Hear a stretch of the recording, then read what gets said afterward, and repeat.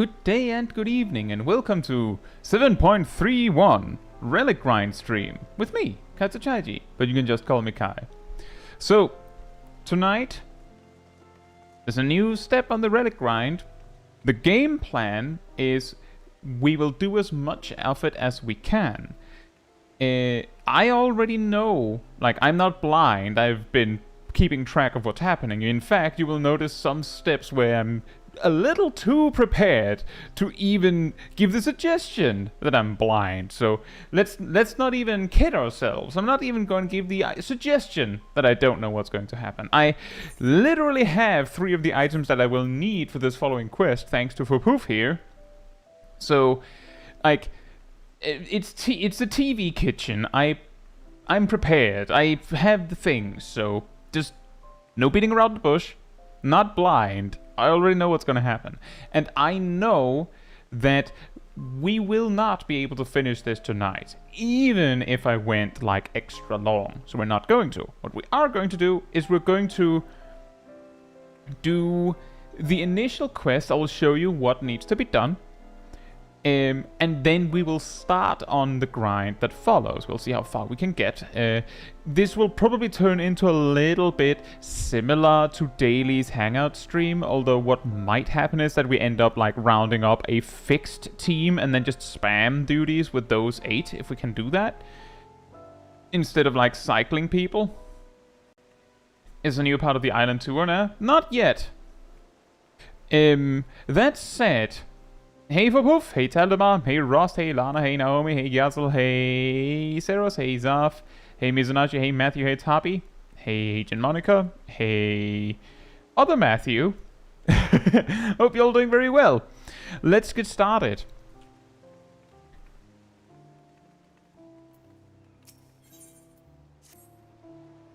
Hello, adventurer. Perhaps you've heard, but the Sirius struck a vein of some new mystery orb out in the field. According to Gerald, it might be crucial for enhancing the phantom weapons. Shouldn't get ahead of ourselves, though. The Sirius will need time to unearth the amount we need. While they're off swinging pickaxes, I figured we ought to put our thinking caps on. Without a solid plan, the whole endeavor's liable to fizzle out like so much errant ether. Not that Gerald's been doing much more than moan about the lagger-rom on the isle. Maybe you're in your doubt about his capacity for feats. A genius will bruise his pride and spur him to action.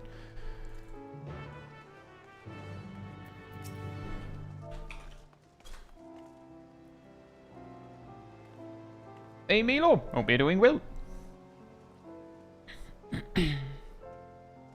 Well, the thing is, Matthew, no rush. Like, you take your time with it, just have fun with it. Like, this'll be here the whole expansion, and I mean, technically there will be better weapons than these to some degree until the very final patch. So unless you're like really hurting for a gear up for a weapon upgrade, take your time. Like, just have fun with it.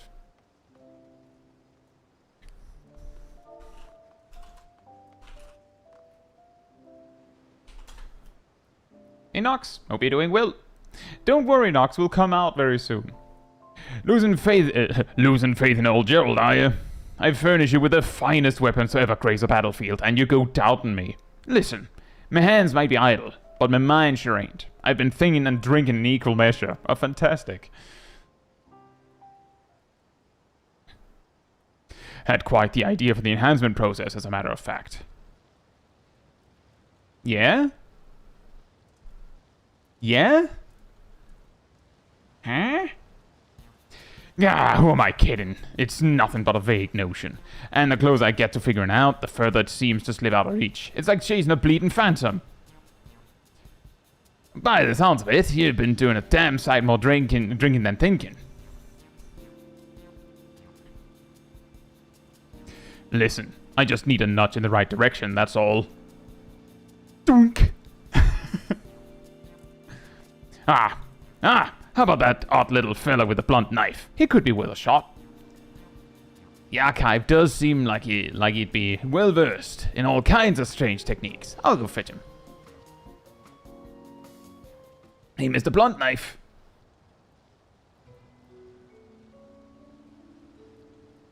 We will get some, Agent Monica. Probably not a lot, but we'll get some. You seek inspiration for the next phase of your weapon enhancement process. It just so happens that Caetsu's involvement in developing these phantom weapons chipped away at the seal on my knowledge. I recall a stone tablet in my possession that once belonged to a master artisan from the 5th Astral Era. In short, a veritable treasure trove of ancient crafting techniques. Perhaps it would prove beneficial to our endeavors? I could be the sole successor to all that knowledge. Think of the feats of genius I'd achieve applying the long-lost methods of a bygone era. Who needs vague notions when you've got ancient wisdom to hand? That stoked your fire, did it? Of course it bloody well did. Rowena and her cronies might be lining their pockets with me rightful compensation. That's a smug face.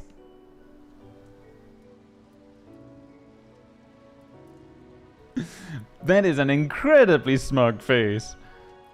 But that thrice-damned harpy can't lay claim to me God's given talent. Can you tell us a little more about the techniques recorded on this tablet?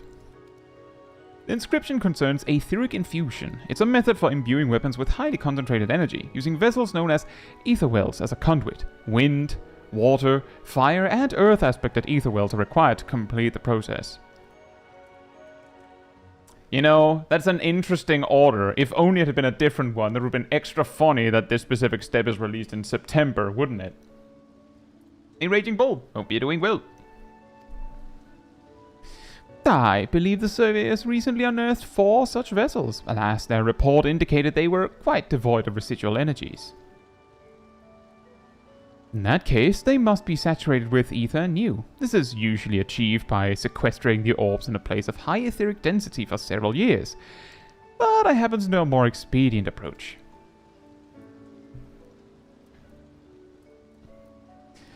The ether wells can be recharged in the heat of ceaseless battle. Simply carry them into the fray and they will absorb the ether diffused during combat. A far quicker, albeit infinitely more grueling prospect.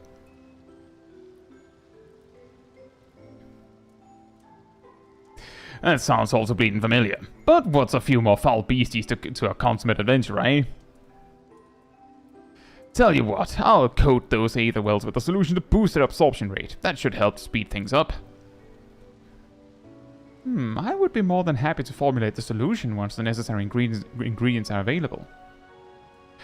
All I'll need is a liquid metal with decent etheric conductivity, some sort of binding agent, and a pure psychosensitive substance. Only trouble is, we won't find any of that on this bastard rock.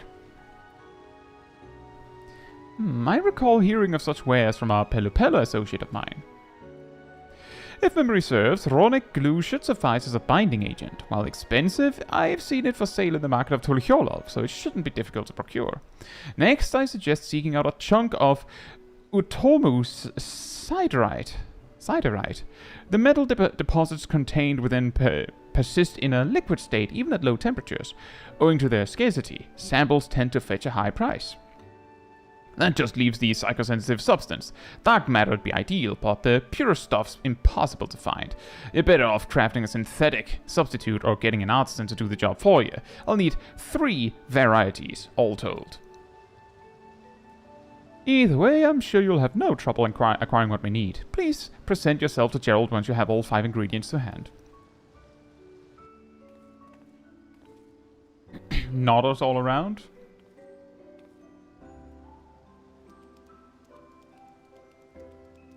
Big nods. Details on obtaining each ingredient are noted in your journal. Fantastic. Hey, Lollipop Pizza. Hope you're doing well.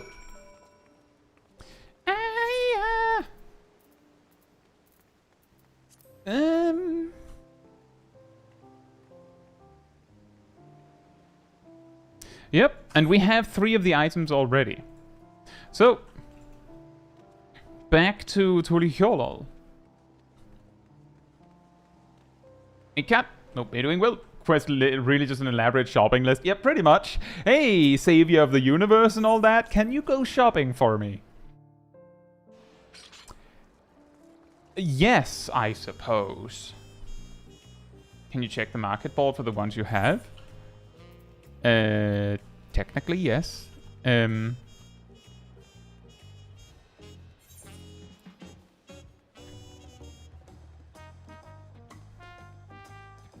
I could do that on the way.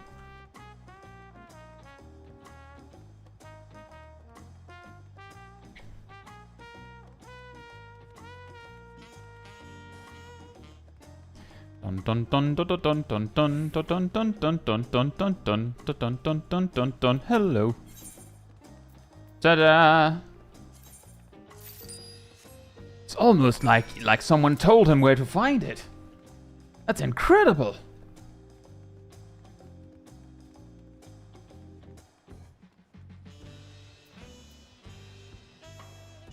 You know, the funniest bit is that item is also tradable, so I want to see something.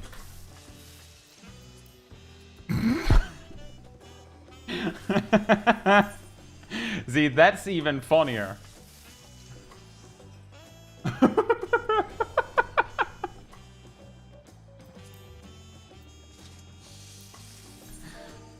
Oof. The biggest oof was the one that put them up for 230k.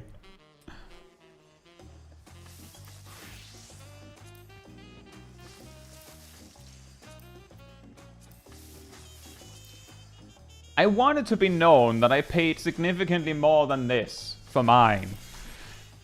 Not because I got scammed, but because I decided to pay that much.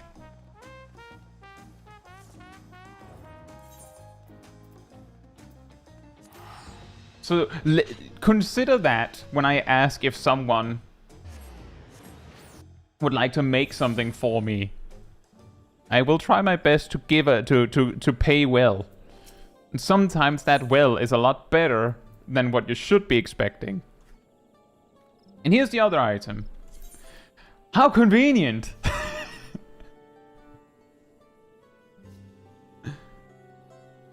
Like, look at that!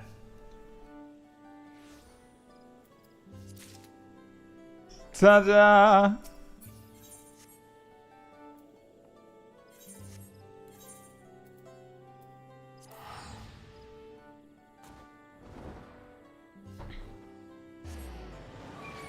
Now it says you ever get scammed. I think I've typically been gifted things. I have received a lot of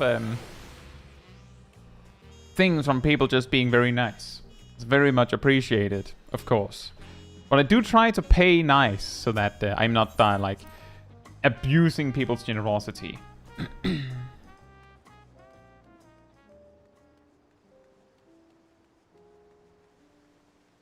Hey, Turling and Default. Hope you're doing well. You could... Maybe you're lucky you can find some people that will help you, Default. Now, back to the quest. That solution won't conjure itself out of thin air. Bring me the ingredients we need. One of each, it'll be plenty. Derived from Relic hide, this thick glue is prepared using time-honored Caetsu techniques. A fragment of rare meteorite found in the lush forests of Yatel. This artificial psychosensitive compound is both highly pure and highly unstable, rendering it useless for all but a handful of applications. This artificial psychosensitive compound is both highly pure and highly unstable. Same description and same description. How boring.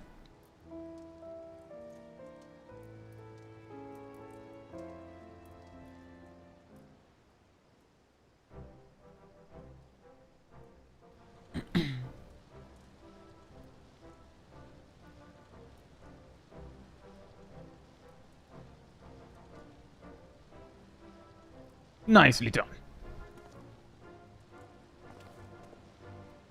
Allow me a moment to prepare the ingredients.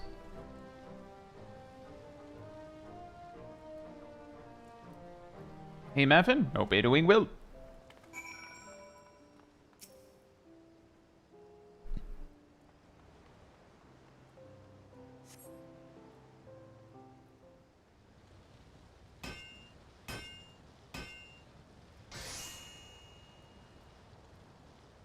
Synthesis complete. Now to glaze the ether wells. Man, you ether wells are just so amazing, so awesome, so locked in. You were glazing them.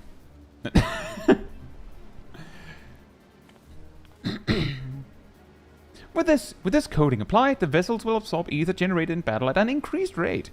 An increased rate, not by a massively increased rate, just more. Right, that's the easy part out of the way. Now to get the bleeding things filled. The glazing just increased the effectiveness by like 10% or something, but they're acting like they really helped. Hey Frauko, hope you're doing well.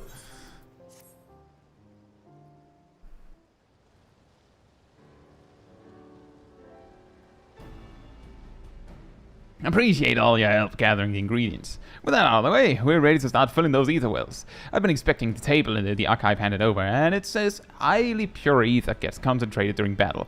Do you reckon Cass will be able to get the ether wells filled while she's out roaming the isle? My gut tells me the local ambient ether's too unstable. We'll have to try our luck elsewhere. In fact, you'd be better off casting your net far and wide. Don't confine yourself to scraping in any one location. Business as usual, then.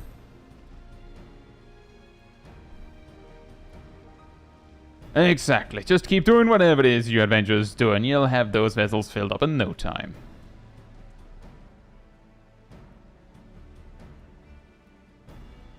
Right, you best take the ether wells. I took the liberty of slotting them into a makeshift contraption for your convenience. An ether well array, if you will.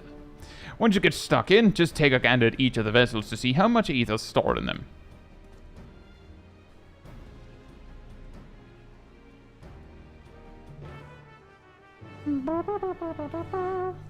I think based on what I've seen people say, Frauko, it's very possible it'll take like 10 to 15 days, I think.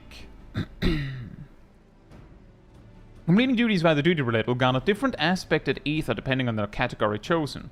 Use the ether well array to gauge how much ether you have accumulated. Once per day, your endeavors will generate additional bonus ether, so be sure to tackle plenty of duties and reap the rewards. Duty roulette categories you have already completed prior to accepting this quest will not generate additional bonus ether today. Eligibility to receive this bonus is reset daily at 5 PM Earth time. Please note that the current quest cannot be abandoned by the journal. Should you wish to do so, speak with Gerald.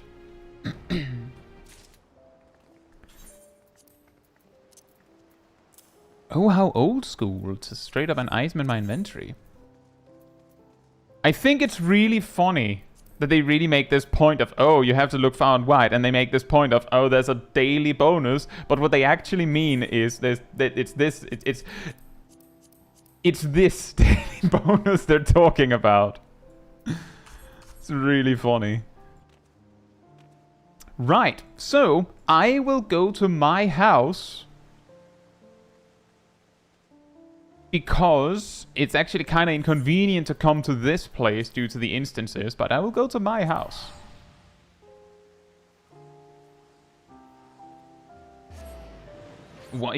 Just one more percent effective would still help. You're right, Naomi.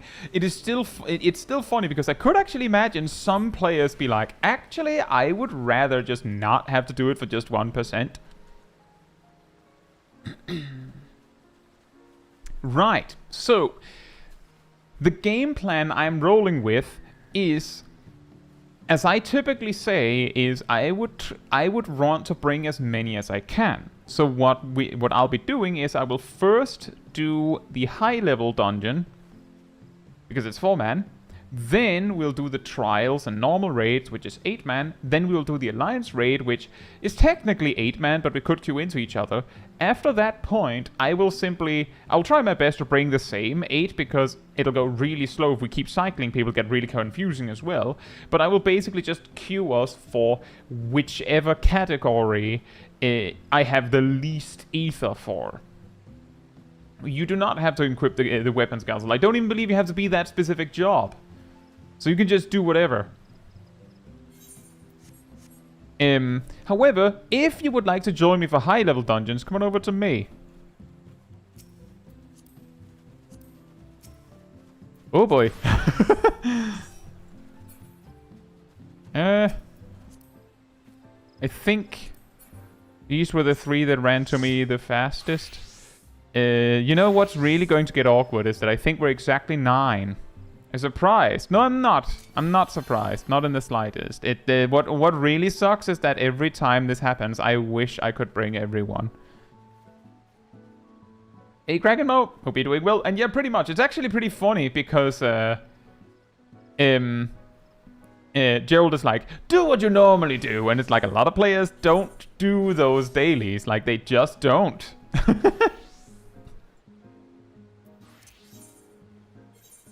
Are we 10? Yeah, we are 10. Even worse.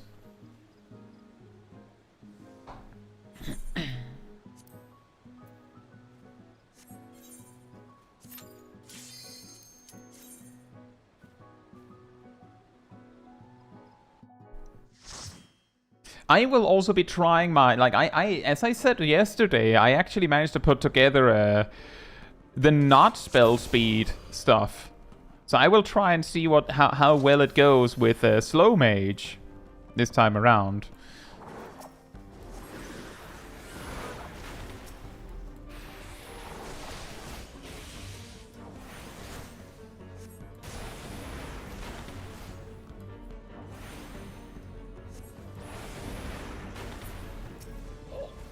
Come back! You must die!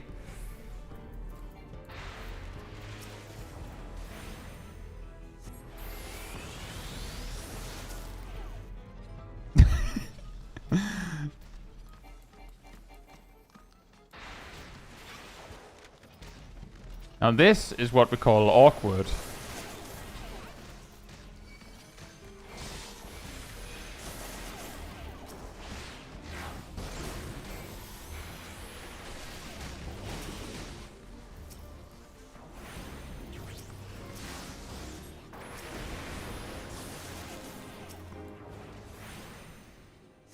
Pew!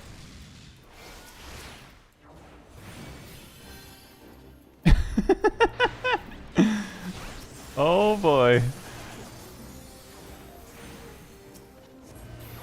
Black mage is not made for this.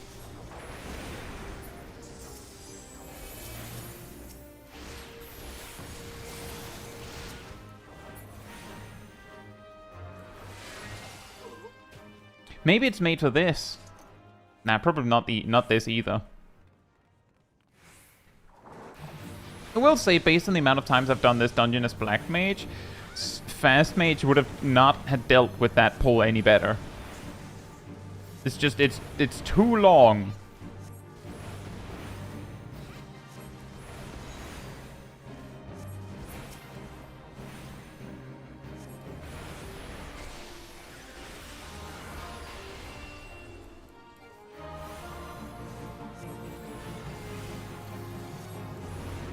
You don't even need to be max level, so you could level jobs while doing this.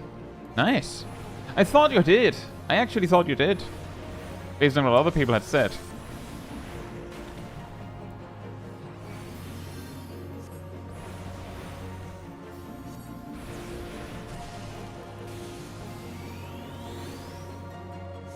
Pew.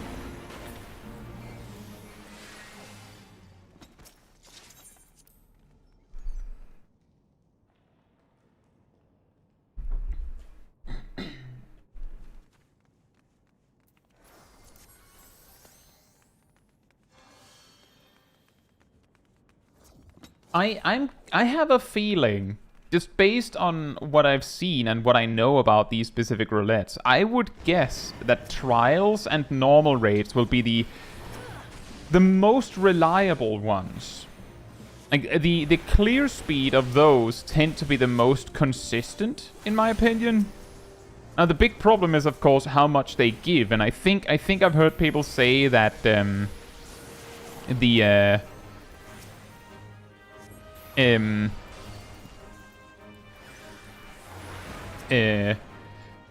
lower level trials, especially things like the A Realm Reborn Relic trials, give absolutely abysmally low progression.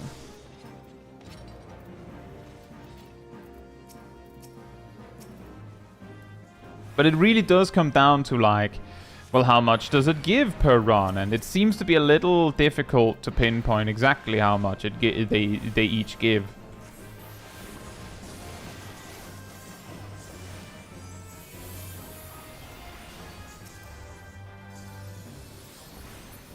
Well. Ishtav, hope you're doing well.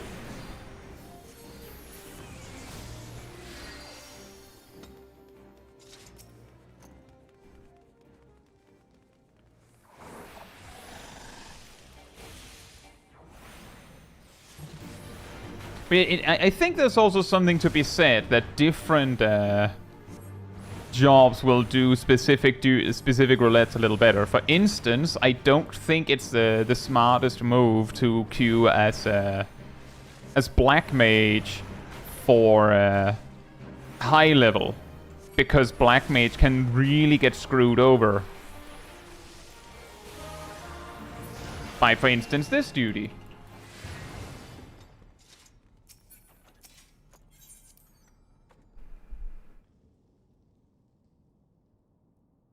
Meanwhile, something like trials or normal raids, I don't think it matters that much. Just pick a job that you think is fun to play in a single boss fight situation, because that'll be most of what you're going to be seeing. Probably. Except when it isn't.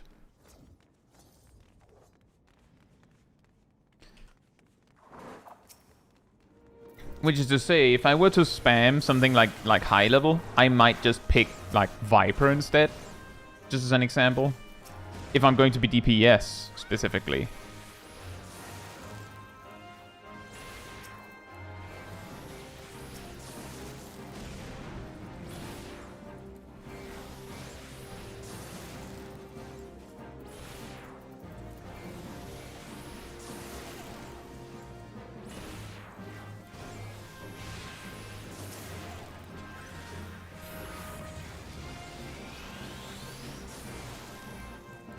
I'm trying my best to do damage while running.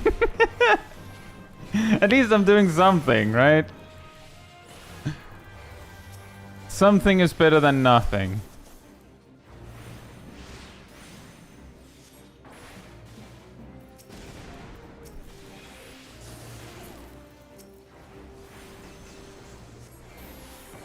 Ugh.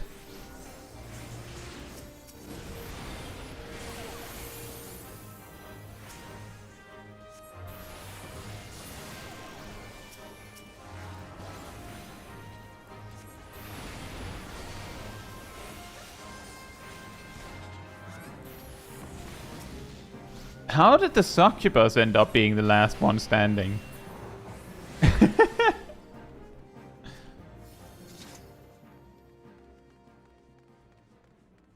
It seems like it's somewhere around a week. I would say maybe 2 weeks.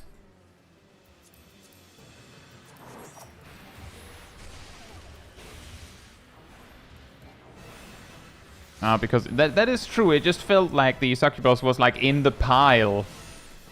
And it was in the pile sooner than the last Dullahan. That's why it was weird to me that the succubus somehow lived.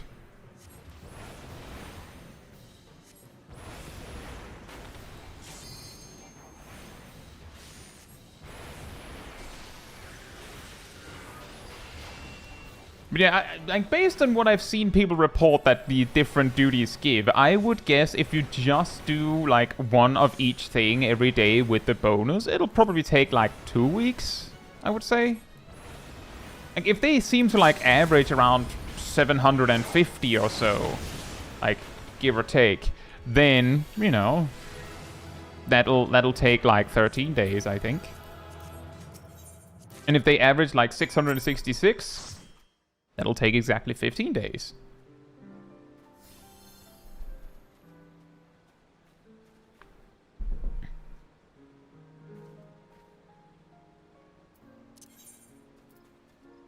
Indeed, 680.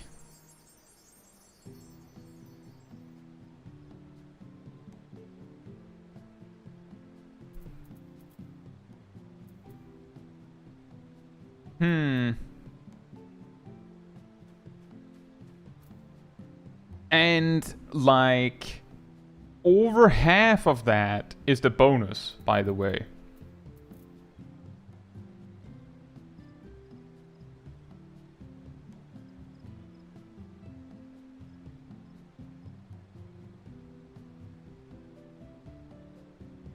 So, I think it was 304 for that run. So if you did just the duty we just had repeatedly, then that would take... With the bonus from the first time, you'd have to do it like 32 times. And that took like, what, 10 minutes? I think like 10 minutes. So...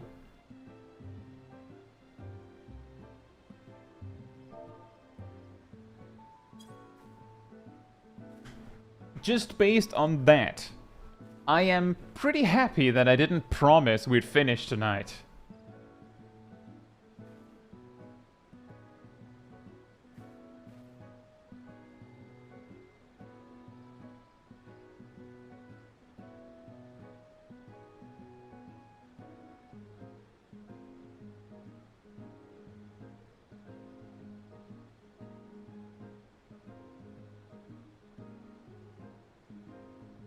Lollipop Pizza says gonna be a lot of rounds to get all the relics. No, actually. Because this is a one-time step.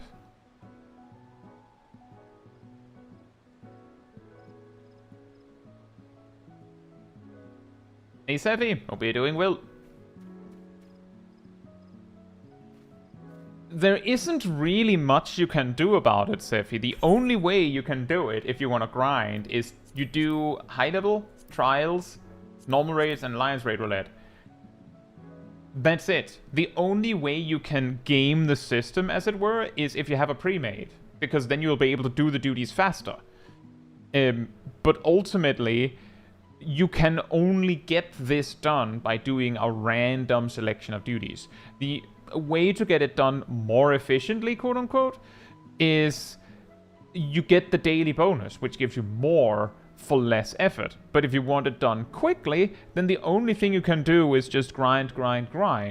If you know you can't finish in one day, a logical optimization is don't just spam one thing until that's done. Spread it out so that you can benefit from the daily bonuses every day. And then, like, you will gradually finish them. But try to make sure you finish all 4 in the same day so you don't waste potential free extra ether. But yeah, basically, it's based on what I've seen, it's the same as with the Demi-Atma. You do this, and once you're done, it's back to tombstones again. Heliometry. I wonder if it's only 1,500 again. So, pro tip, when you get close to finishing it, don't spend all of your heliometry in a day. Like, let it accumulate a bit, just to be sure. What we're doing right now is I'm waiting for the people that also did high level, so that we can at least get a team of 8.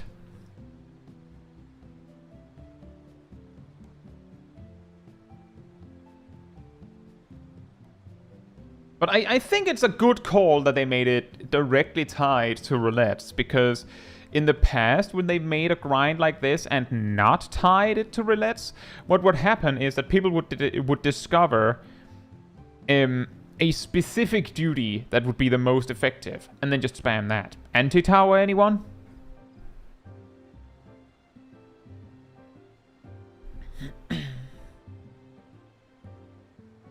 So, them just saying that's roulette. And also, you might be thinking, yeah, but why are they making it in such a way where, like, lower level duties that would possibly be easier give less for spamming when you can't control where you land?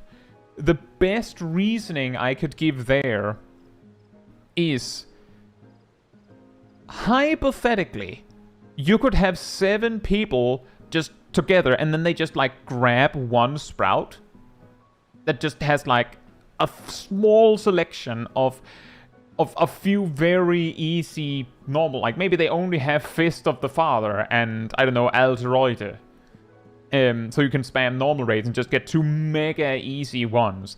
But if they give significantly less than M8, for instance, then they essentially, like, while there's no need to do that because it's random, they basically discourage you from trying to cheese the system by punishing you for even trying. Right. Is the, I'm guessing there's maybe a 2-man team in somewhere? Or maybe they left? I don't know. Looks like they're in somewhere.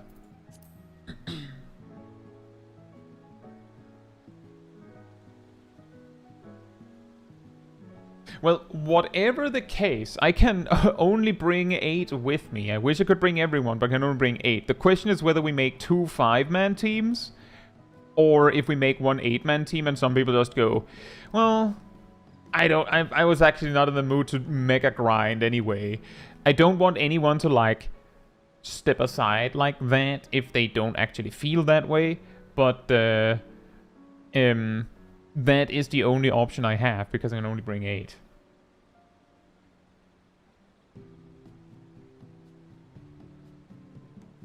But we'll figure that out when everyone is here, I think.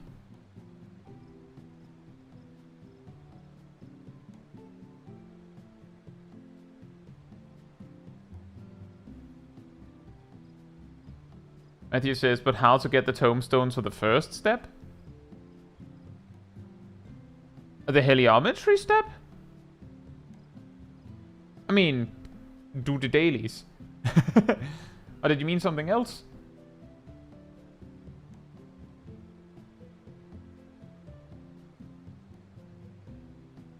Man, I gotta say, they got a way cooler dungeon. They got the twinning and Gimlet Dark.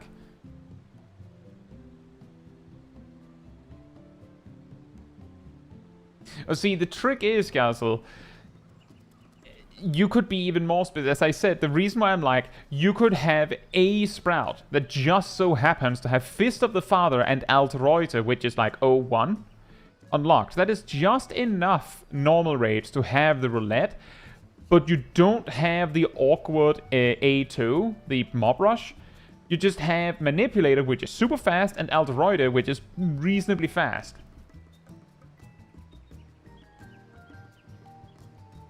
Ah, like that. Well, I guess you could grind all those relics while you do this, in a way.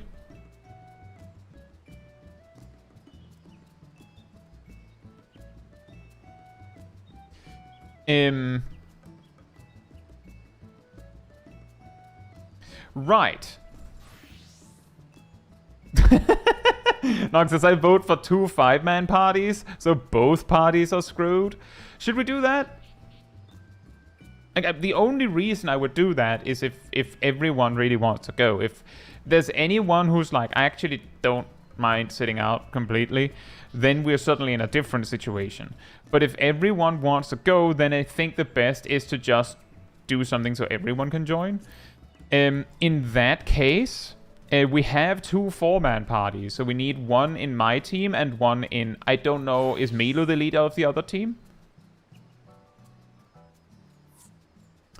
Now I need 2 people.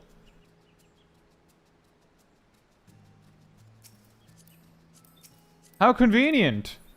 There you go.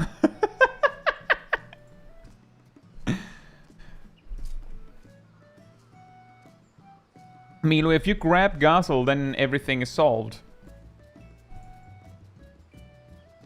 That also means we have space in case anyone arrives late. Right, so, just reiterating the plan.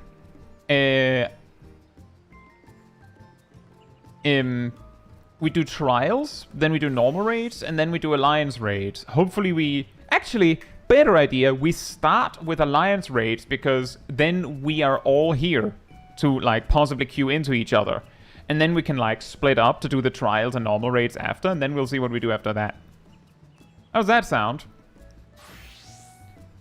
Fantastic. I'm going to expect that we're going, like, even with everything, we're probably going to get, like, Crystal Tower.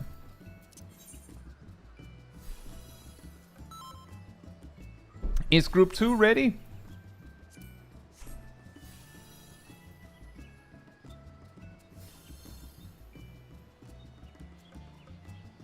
I will queue when it says 7:15. In Eolzia time. Remember, you can only have one tank. Looks like your team is fine for that.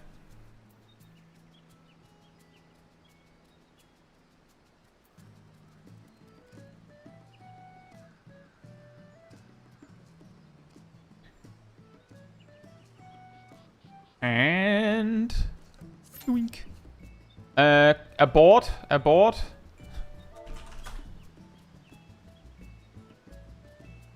Someone in my party will have gotten a notification that they weren't ready.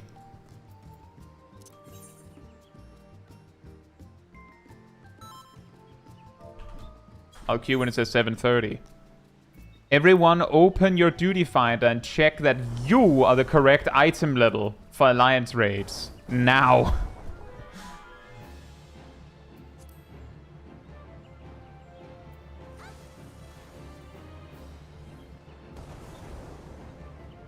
Now we try again.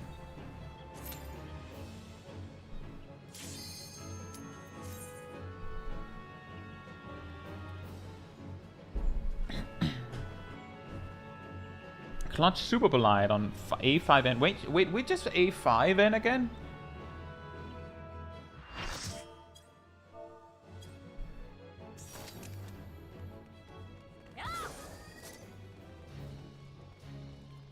Looks like we landed in the same one. Fantastic. Oh, that one.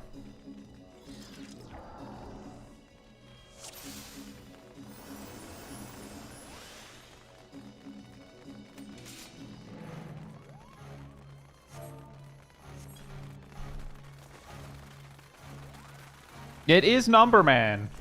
Guys, it's math time. Hi, Kraken Mo. Enjoy your evening.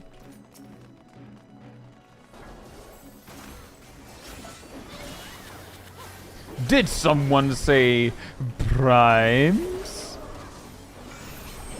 Oh man, this is such an awkward level range.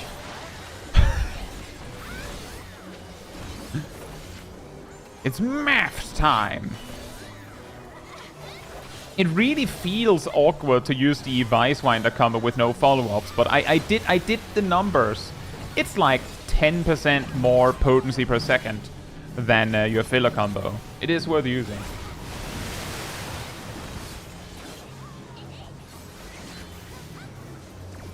So your burst rotation is 2 Vicewinder combos on the even minute.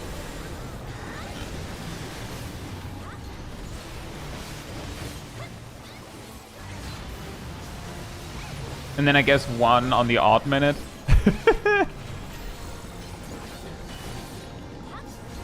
Uh-oh.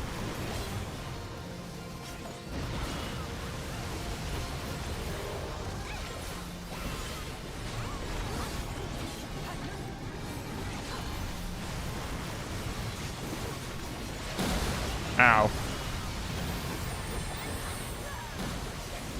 Wait, what? It didn't give me a Vuln stack?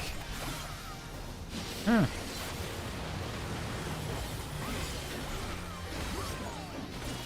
Your job requires math? What's the job, Lollipop Pizza? If you care to share.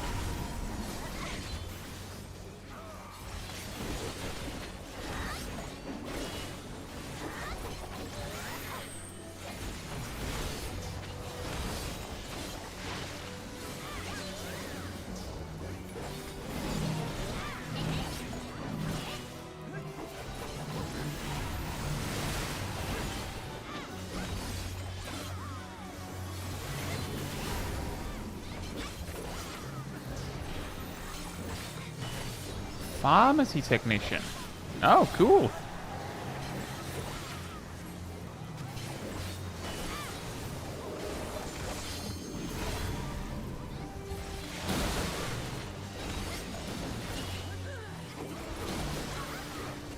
Oh boy, oh boy, oh boy. All the water in the land. Ah. Ah.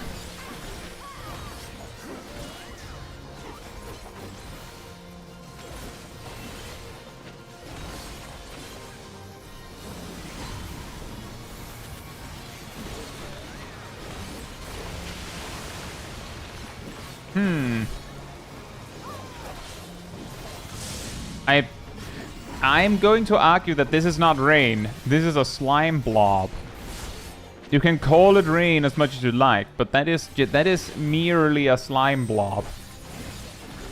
Oh no.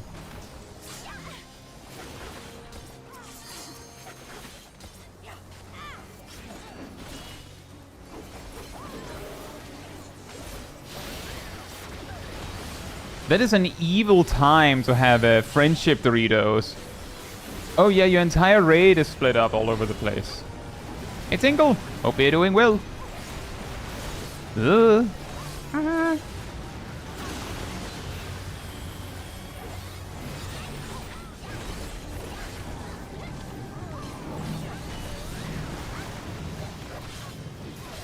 Cannonade.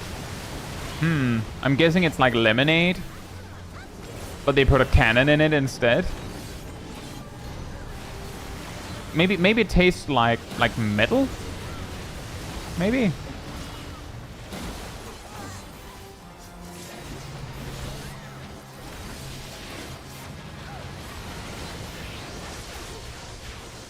Hey Red Master, hope you're doing well.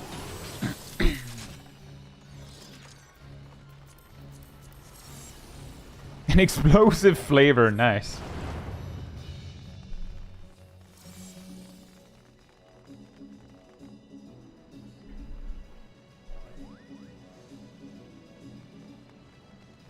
And it could also be an impactful flavor, depending on what kind of cannon we're thinking about.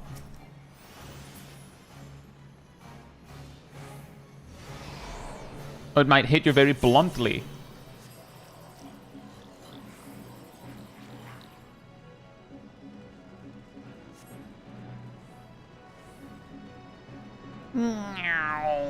If the based on from what I understood, the daily bonus from Alliance Raid Roulette is a lot smaller than for the other ones. Instead, the consistent gain is a lot higher. That bit is what's really making it difficult for me to determine which one is going to be the most time-consuming. Based on the fact that I think I've heard that some trials give you like 30 points, I could imagine that Trials Roulette is going to be the sleeper time consumer of the four. Like, you'll think that it should be one of the quick ones, but then it just super isn't. Because weird balancing.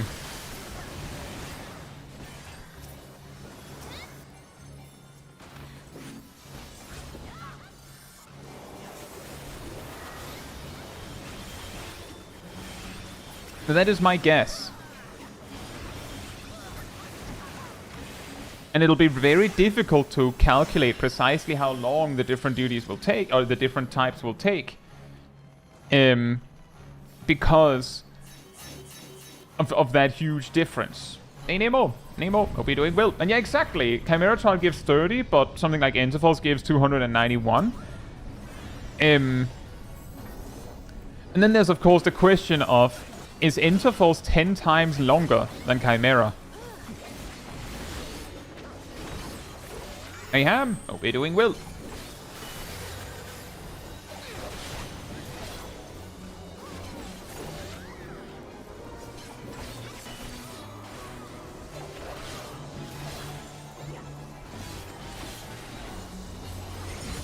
That's not how Fire 4 works, Belias. I would know.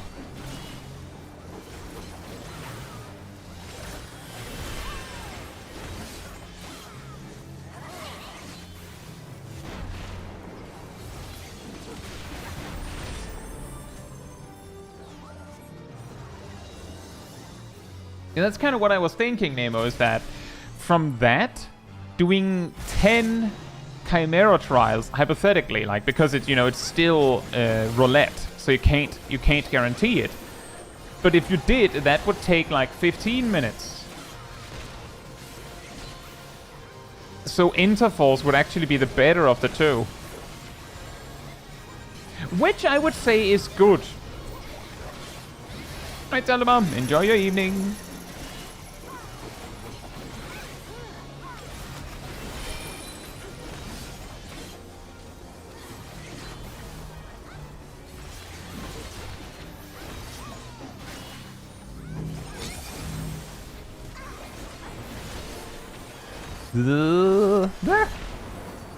I don't know how I dodged that snapshot.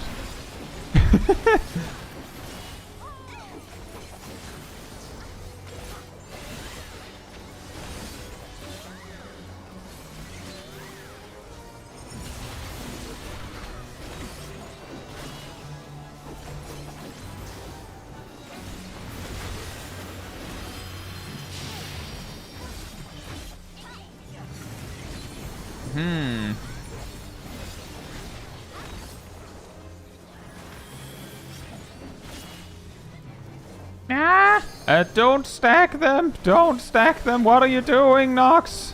What are you doing? Do not stack! Why are we here? This is C spot! What's happening? We're Alliance B, Nox!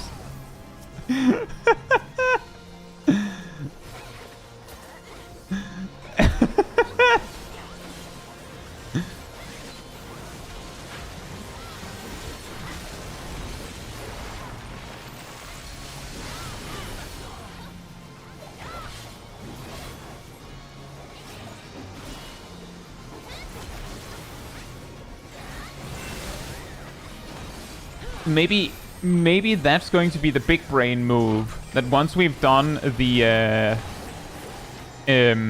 trials and normal raids, we just spam alliance raids so that we can beam more than 8.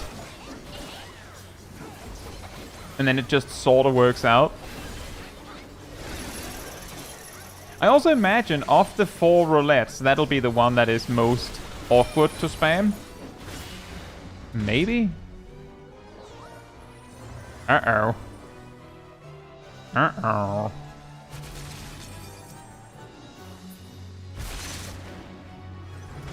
Trust the process.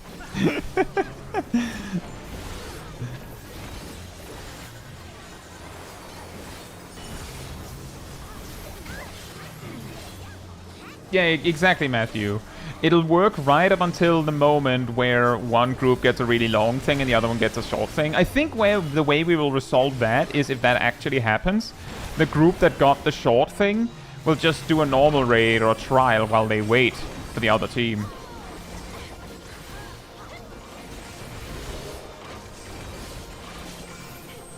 And then otherwise, we just stick together.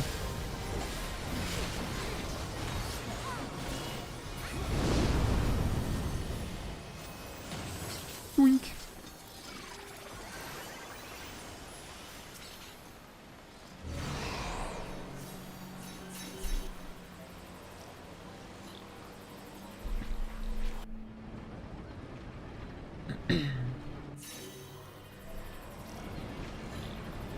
Hey Emily, hope you're doing well.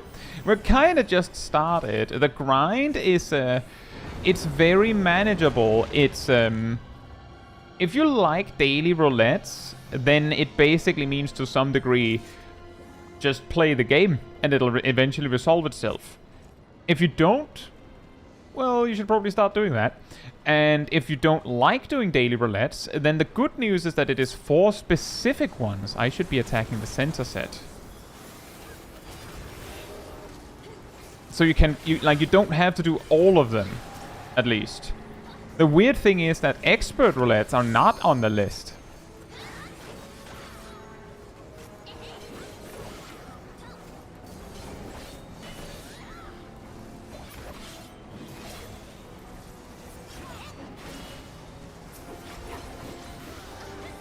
Although I guess there is an argument to be made that that's the specific roulette that you would need no incentive to do for most people. They do those anyways. So I imagine some players that were like, what? Expert Roulette isn't on the list? Are like that because they're like, oh, I was hoping I could get that one for free.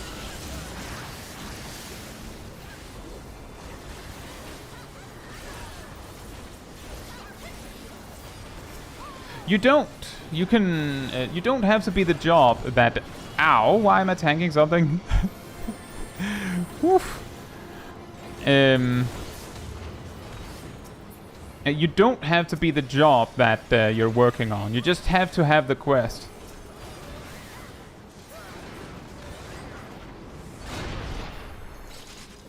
I took the quest as Black Mage for the record, so you will see that that I'll still get credit as Viper. Is Men's Roulette on the list? No.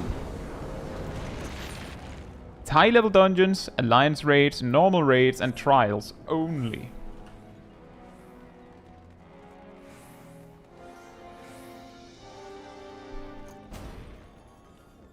Yeah, that is a good point, Ham. It is funny that they are so specific.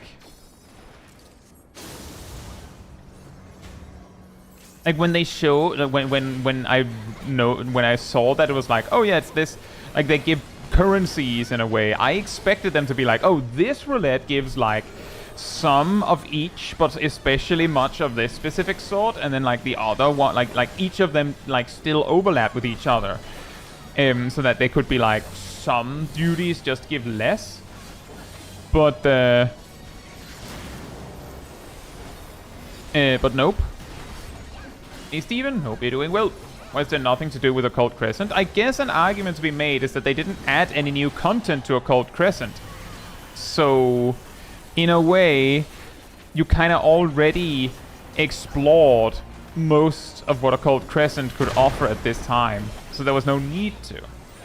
Also, isn't the first time that they released a relic associated with a field operation where there is a step where you're actually, like, essentially told to buzz off and go somewhere else.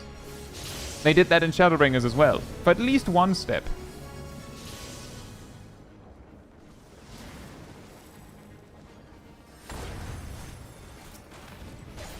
Which of course sucks if you have a lot of fun in Occult Crescent and we're just looking for a reason to go there again.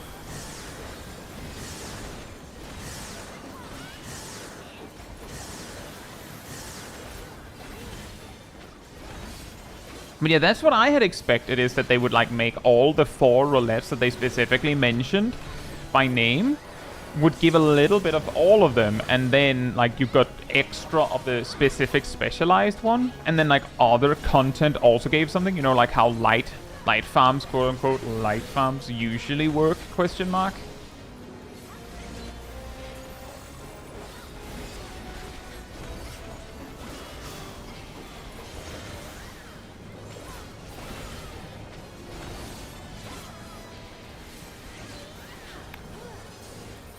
Bruh. Yeah, no, that's fine.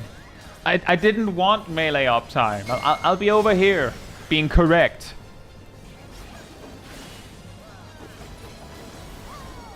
Divide by 4? Oh, thanks.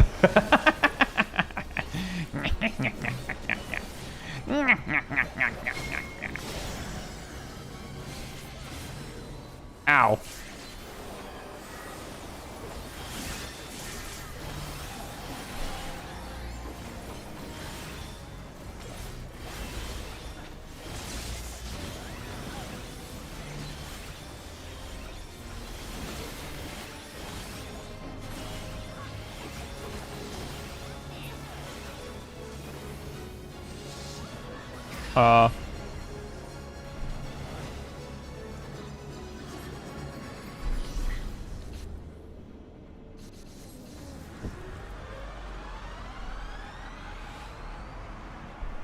But yeah, exactly because of the Ham's observation that like you can't do other content, then exactly these 4 things feels like it feels a little counterproductive. Surely you'd want players to surely you'd want to use the relics as incentive to do a little bit of everything.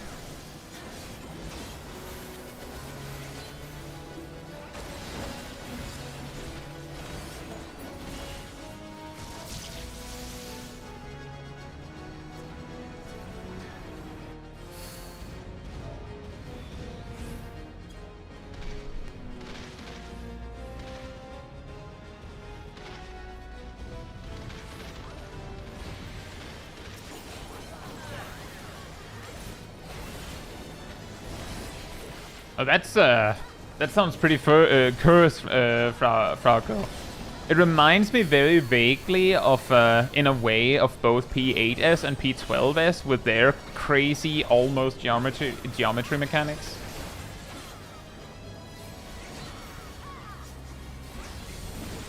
Oh, I recognize that, Sally. What I meant was more that they could have made it so that, like, there is technically an optimal choice for each thing, like the way that they've essentially done it. But doing other stuff still works. Like, I'm not asking for much. I'm not saying that the front line should be optimal for anything, but just make it give a little something so that the PvPers get something.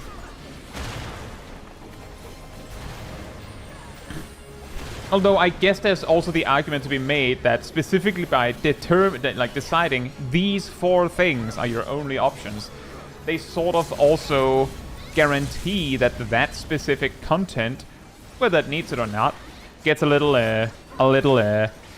boost in attention.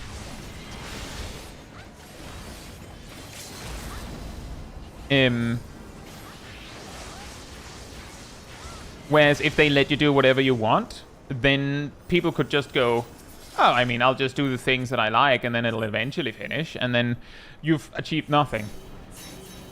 Like, I can see the logic. I can see the logic.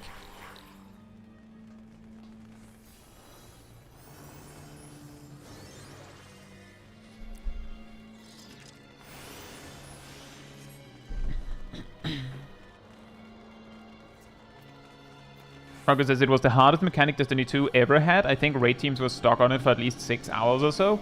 Parentheses, and raid races are 24 hours in that game for context. Oh, that is interesting information, because sometimes going, they were stuck on it for 6 hours doesn't say much if you don't have a point of reference. That is interesting. There's something funny about spending a fourth of the race just doing that.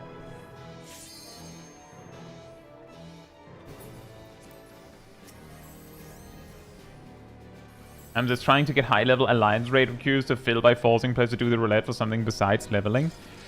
Well, the thing is, it is a reason to do the content. I've talked about this before. Like, I've mentioned how several alliance raid series, like a whole series, has no incentive to unlock it, aside from the raid itself. While this doesn't incentivize you to do anything in particular, it gives players a reason to do something, which, you know, adds to the overall experience, question mark. Like, in a way, a little bit.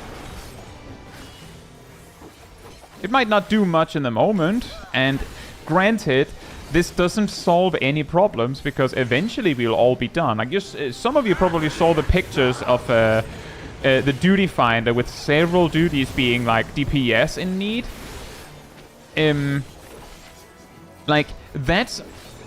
That was how the duty finder looked at the start of every Endwalker relic step, because everyone needed to grind those farmable tombstones, right? But within about a month, where the average daily spammer would have gotten every single relic upgraded, you'd see a huge drop in that specific experience again. Like, people would just stop, and then it'd go back to normal. Like, this doesn't offer any permanent solutions, but it helps a little bit.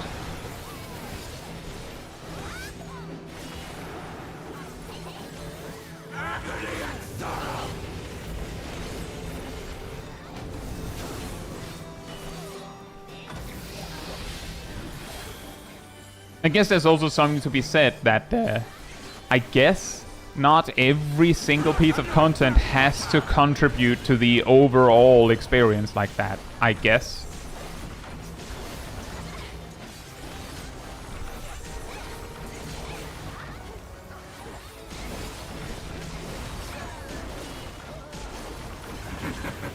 Your suffering is not yet over. Yeah, something like that, Red Master. I think so. Something like that, yeah. Would it have been fair to have mental roulettes count, though? If they sent you to one of the roulettes on the list? I don't know. I really don't know. I guess I could see the justification for that. I would also say that we already have the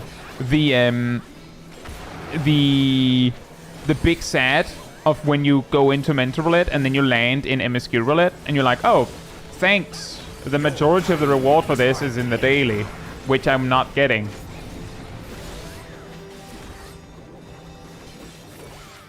So I can see the justification for them just going, no, that's not how mental roulette works. Too bad.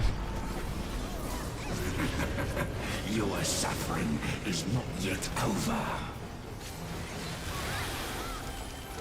I made it!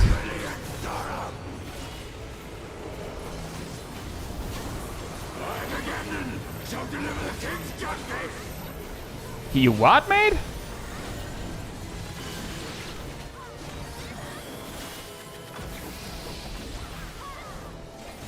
Feel the wrath of my brothers!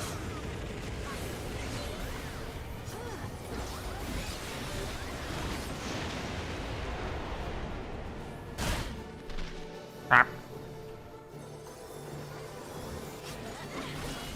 You will pay for what you have done with blood! With blood!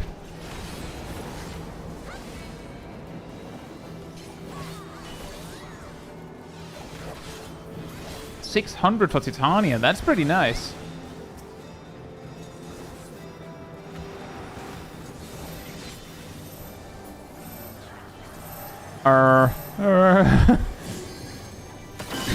That is a... oof, I couldn't quite see where my team was.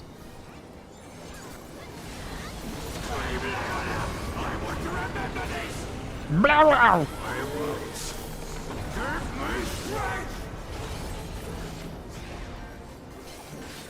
And in Rio, hope you do it well. It's not so bad. You can do it as any job you like. And it's just 4 different dailies, like daily roulettes. And you can spam them to your heart's content. However, you get a little bit more when you do it as the daily. That's it. You just do roulettes. That's it.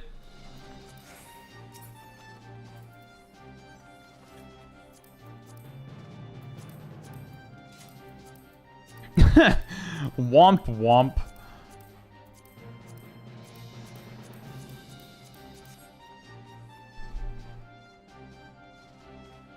However, a very, very, very, very quick estimate on my end was that you might have to do like 30 high-level dungeons if you just spam it.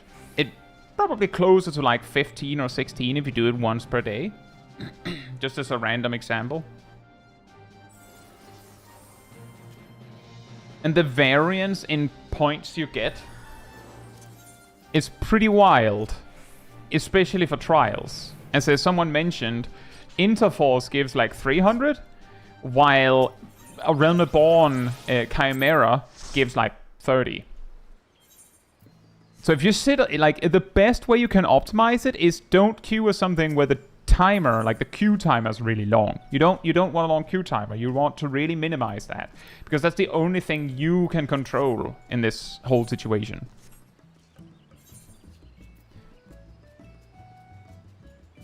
Right, next up, I think we will do Trials Roulette.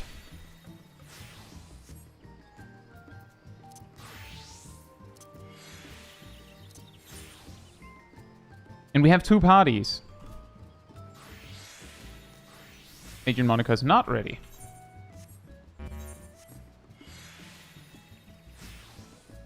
What I think is going to be extremely interesting is I wonder if Expert Roulette, for instance, will see a massive drop in activity.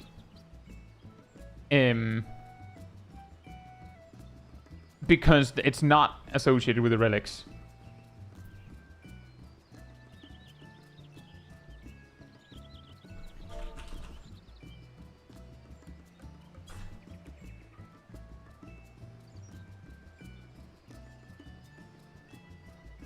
Right. By the way, I think both our teams will just do trials and then normal raids, and then we'll go back to alliance raid so that we can try and queue into each other. As I said, if one party gets a short one and one gets a long one, so we don't land in the same one, that's where we'll then do a trial or a normal raid while waiting. But other than that, get the dailies done first, and then we'll go back to alliance raid so we can play together. Hey Lulu, hope you're doing well. It's going to be a little bit rough. It does seem like getting low level duties is punished in a way, which is a bit of a shame because you have no control over it.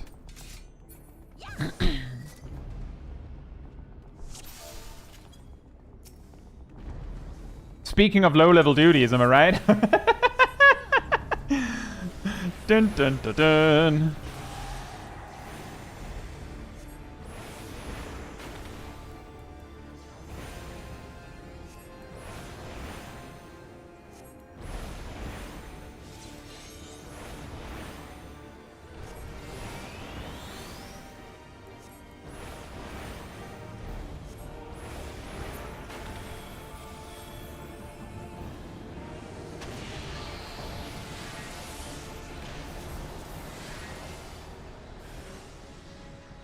And a yoink.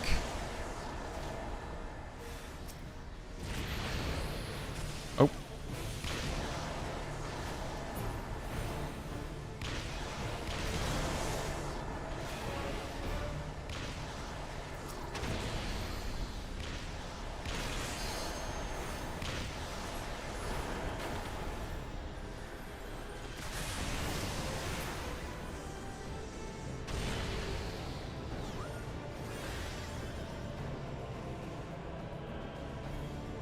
It's hard to say, Lulu. I would say the reason why they punish is also to disincentivize players from trying to game the system by forcing low-level duties, which we have seen players do in the past. So I'm like, you can say whatever you want. It's perfectly justified that they would try to disincentivize that.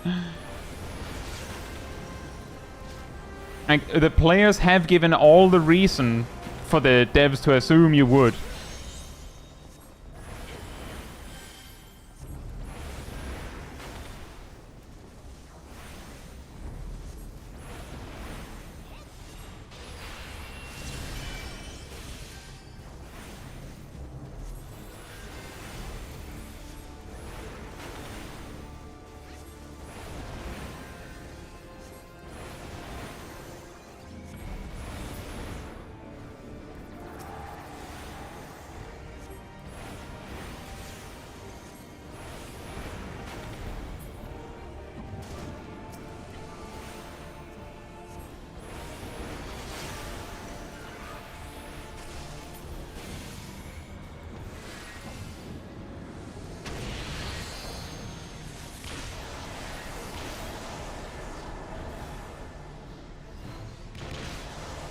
Yeah, pretty much, Turling. But there's, like, you can also just wait until tomorrow. You'll get the bonus again, if you do.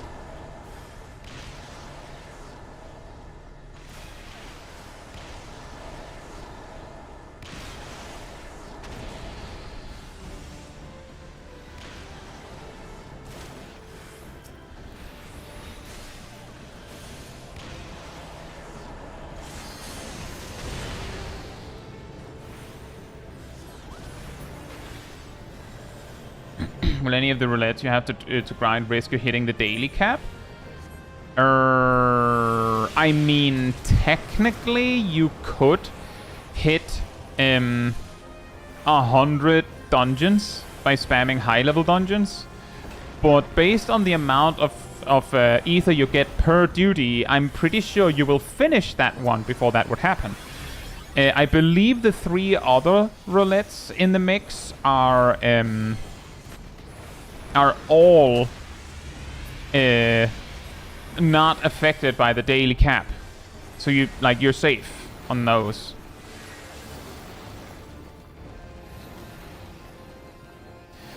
So no, you shouldn't have to worry about that in the slightest. But it's a good point.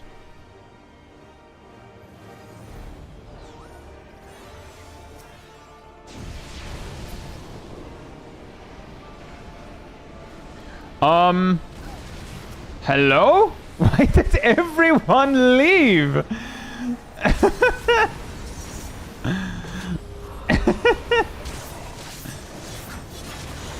Hey, Casey? No, you don't.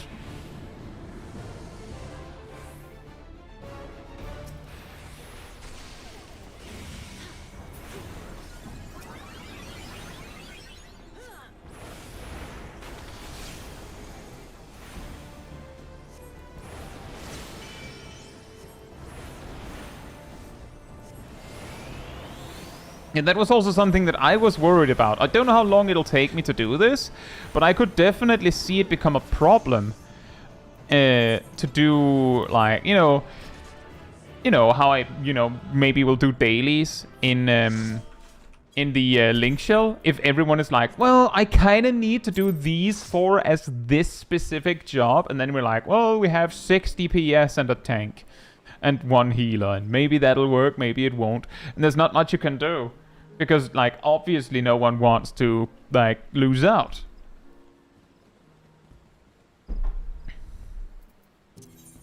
Also, that one gave 134.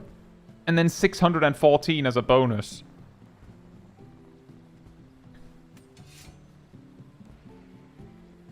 Like, I will say the scaling of the reward seems to be a lot more associated with the level of the duty than the expected time the duty takes. That's what at least feels like to me. Anyway, I will be right back, and then I'll be ready to continue. In the meantime, energy restored.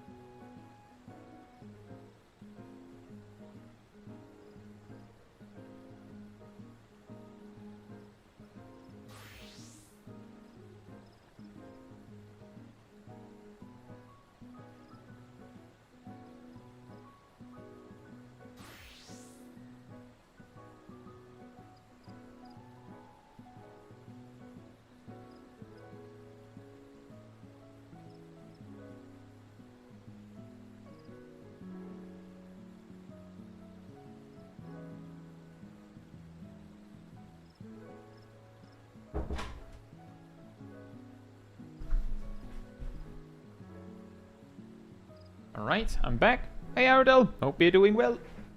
Yeah, if you are enjoying the stream, it does help me a lot if you leave a like on it here on YouTube. That tells the algorithm this is an enjoyable stream. I'd like other people to enjoy it as well, so thank you so much in advance.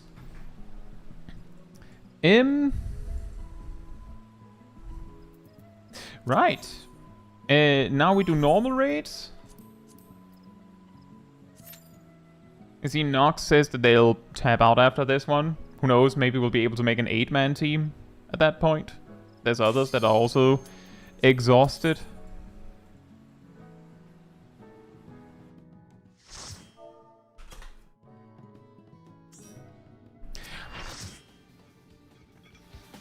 Wow!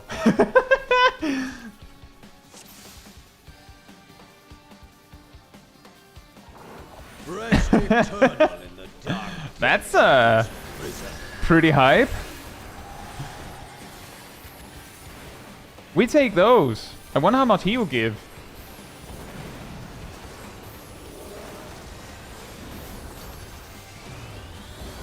From fulgent flame my servants rise. out of my sight! For some reason, I expected that to be very much wider, and then it just wasn't. Leave naught but ash in your wake. Sorrow into your heart! I summon Bird again. I tire of this farce! Hey Shaq, hope you're doing well.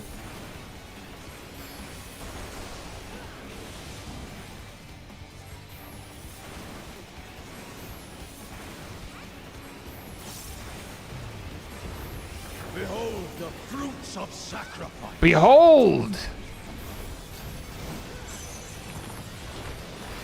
Leg! Behold the leg!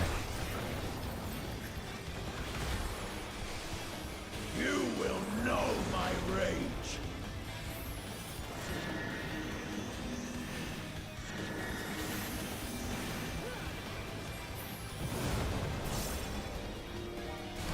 Whee! Whee!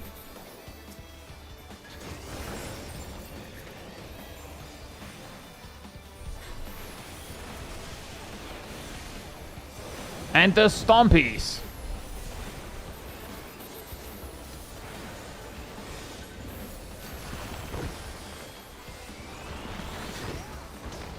Hephaestus' power can be used in surprising ways. Yeah, you could say that again.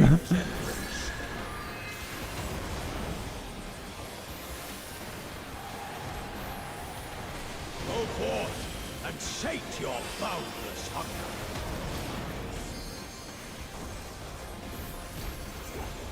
Yeah. Wait, what? How did that count as me dodging? That what? From fulgent flame my servants What? That's amazing. sorrow into your heart!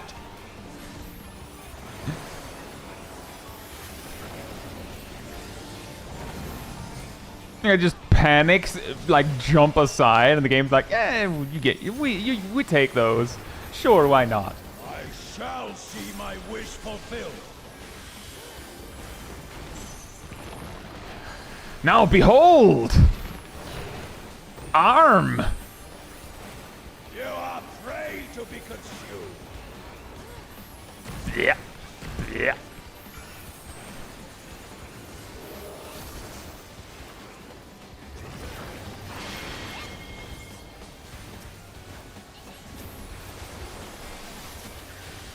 I should probably have stayed in fire for that mana font.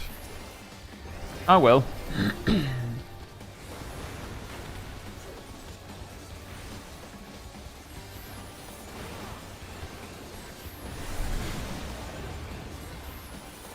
Hey, all I'm saying is by making it so that the repeated bonus is higher on higher level content, they are definitely making it so that players have more reason to, like, if they have any ideas of like, oh, I could do this to like force it to be something easy,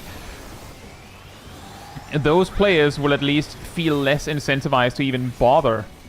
So we're probably going to see a lot more high level content, both in these specific roulettes, but also in like Mentor roulette probably.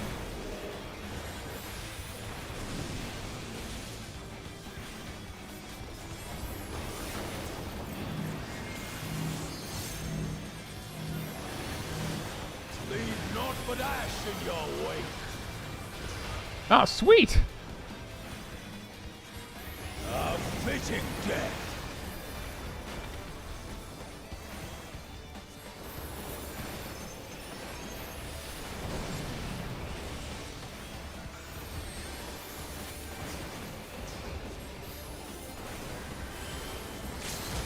Yeah, I could imagine that, Zarf. That reminds me of when I landed in P12 in Mentor roulette, The fruits like of sacrifice! during the period where we were farming mounts there. No, I refuse. You will let me grow leg.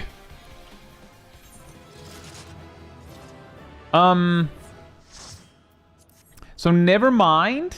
This one gave 141 for the clear and like 600 bonus. That was not the quote-unquote most efficient way to do it.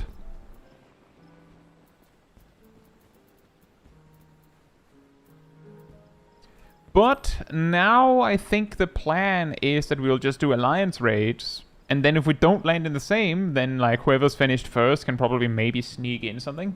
Or maybe not. Depends on how quickly they finish. There's also the possibility that we don't even have... Oh. That we don't even have more than 8. Seems Agent Monica and Nox were both done. Are you still 5? Because then we could just merge into one big group. And in that case...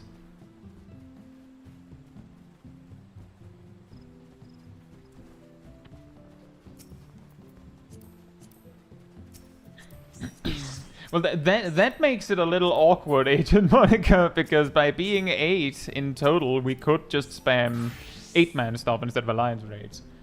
I don't know. Let's talk about it. What do people want to do in that case? What do people want to do?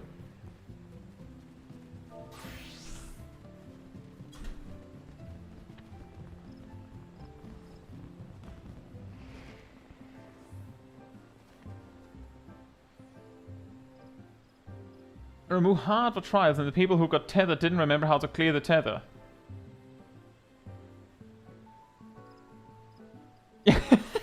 Yeah, I'm just saying, in that specific mental roulette set, the thing like the thing is, I have seen many times groups where like people get tethered and then they just don't solve it.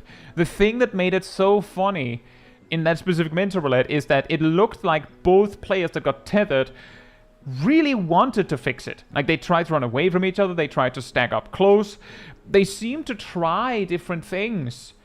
And then eventually they were just like, well, we've tried anyway, and then just let it be.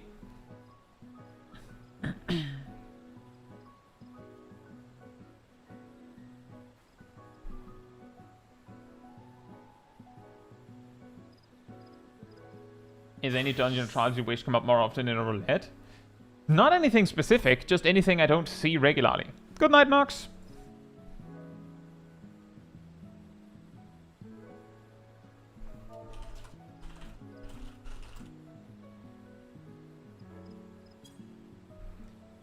How about, since we're 8, we just... I'll just queue for whichever one of these two that I have less points in, and that will automatically give us some sort of variety, quote-unquote.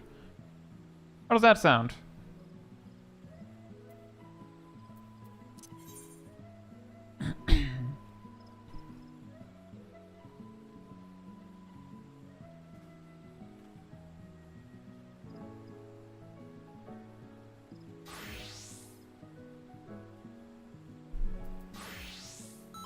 For most of them, solo tanking should be fine, but if we want to have 2 tanks, that is also fine. I'm not going to be strong-arming anyone on that.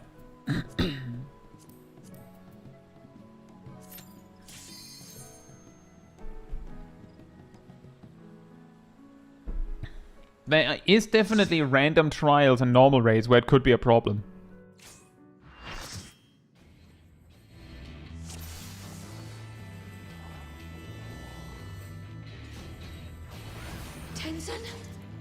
Tenzin, 'tis I! Sheathe your 'Tis sword, I! beg of you! Bleh. Bleh. Bleh. Bleh. You gave me the strength to rise from the ashes!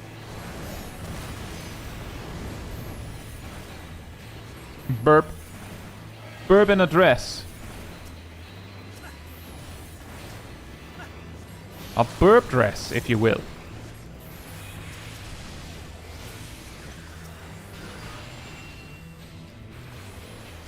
Bleh.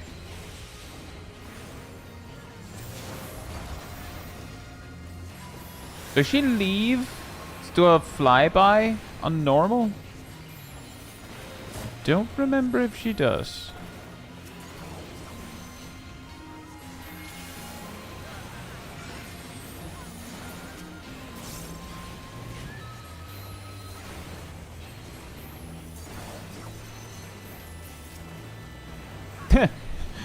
problem solved. Or not. Man. I thought I had really figured that one out. Man.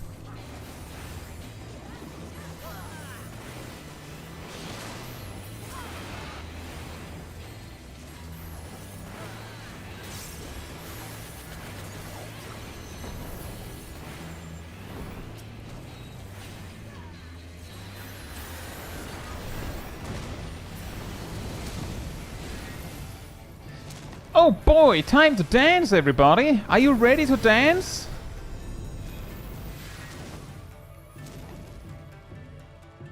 I could not bear to lose you again.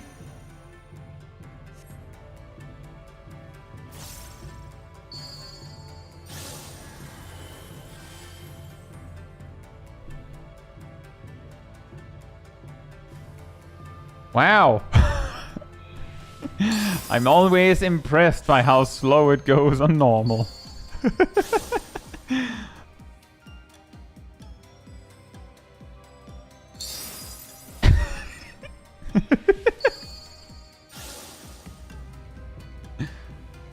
Oh, there's two now!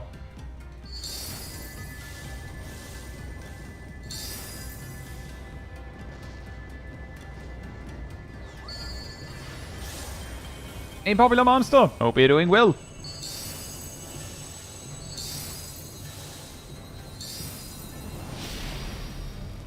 We did it! Trust in me, my love.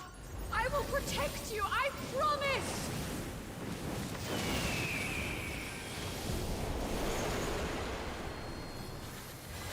Please, my love. If only you would listen.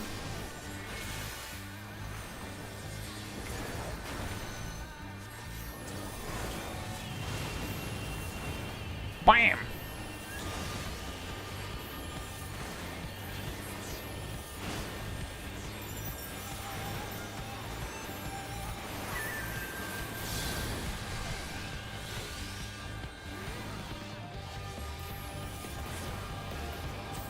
Why do you do this? I don't know.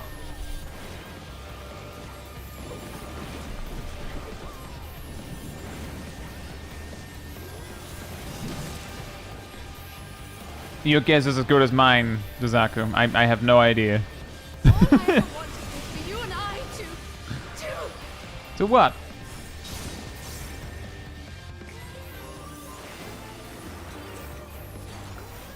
Hearken to my melody.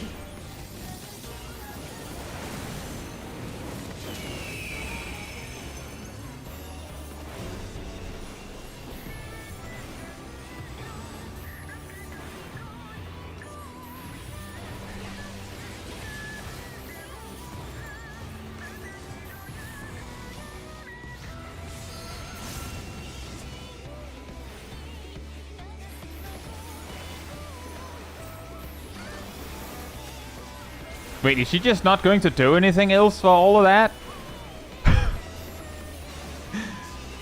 Oh boy. All I ever wanted Never mind. to... I feel like she took it personal with how it was directed exactly on my location.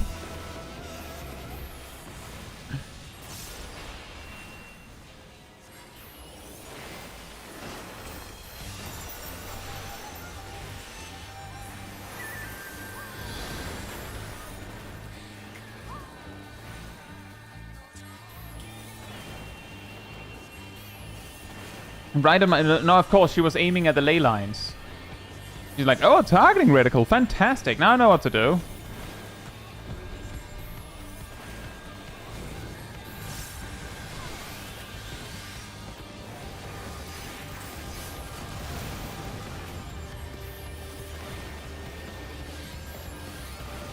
Tenzin, please! Tenzin, please. Tenzin, please.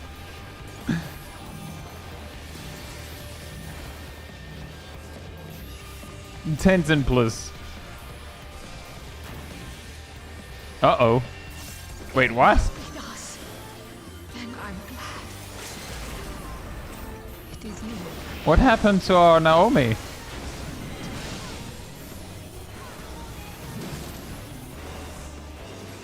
Oh, the hole, right.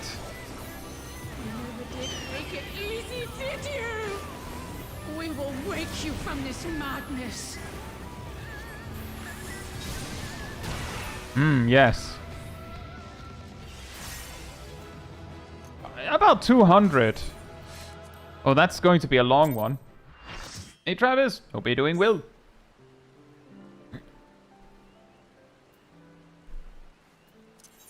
See, that means we're going normal rates.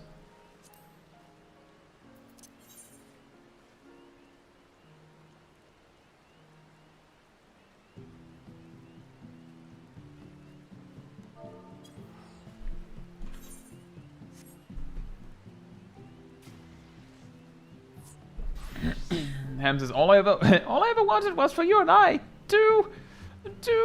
What could these numbers at the end mean? And why is she doing a Roman 1 and then 2 2s? Indeed.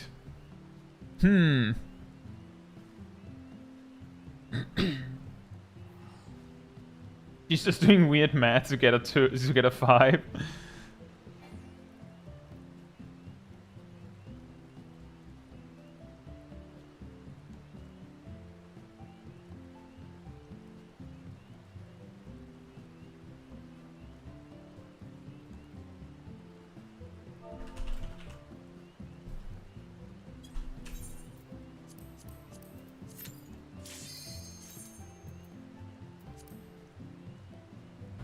All I ever wanted was for you and I, too. So she actually wants a 2-2. What she actually was thinking about was that she just really wanted to like start on like a ballet course with Tenzin. And he was just not budging on that. He was like, nah, I don't have time. I have to study the blade.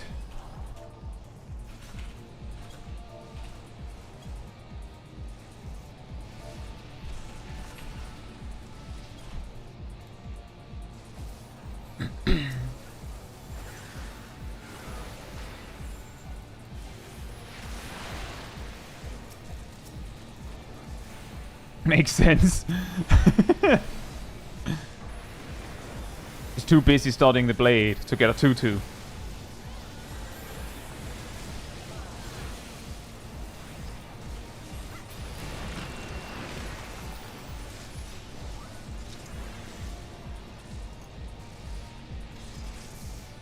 I 2 where I is 2.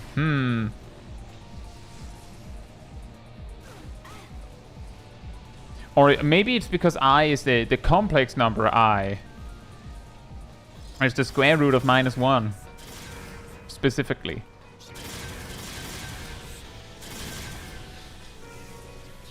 Finding a fireproof 2-2 is really difficult. Yeah. Here he comes. It's Pepsi Man.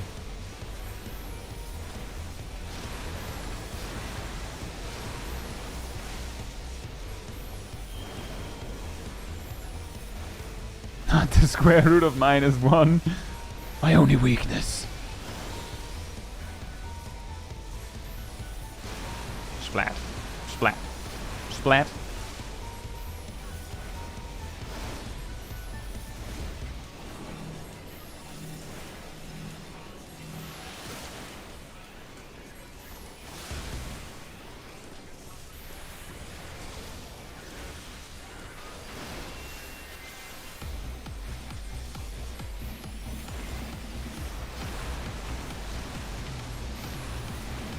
Hey ASD, hope you're doing well. Speaking of well, the saddest of ley lines.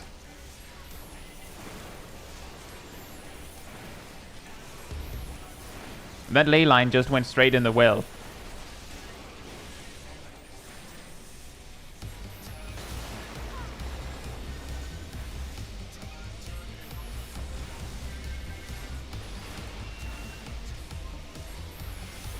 Indeed, everything is random until it isn't, because there's a black mage. Hey Jean, hope you're doing well.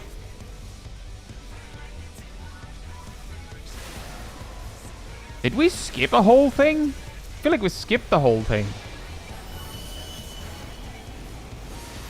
He didn't even throw two hands.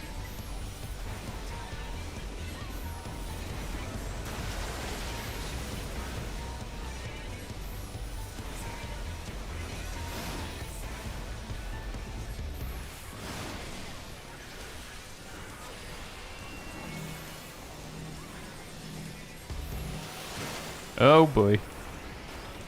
Man, cat. Why you have to be like that?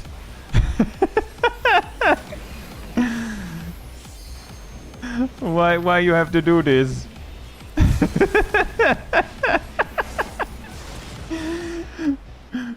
right in my ley lines.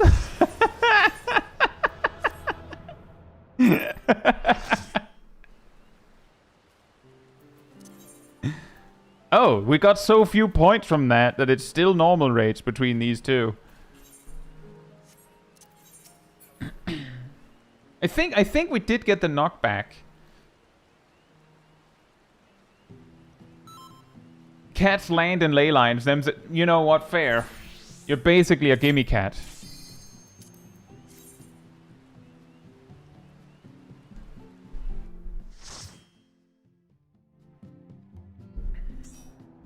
Ooh. Ah.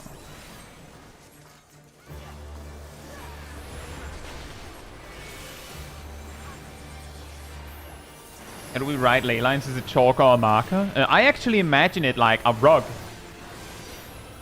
Like a rug. I just drop a rug on the floor and then I'm just like, now I do more damage. Or faster damage, I guess. And then enemies shoot at my poor rug that didn't deserve that.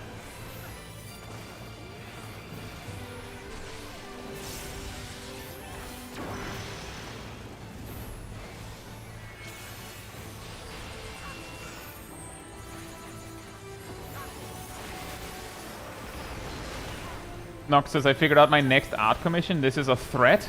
Uh-oh. What is your next idea? That rug is tacky. Oh no. But I like my rug. My rug of speed.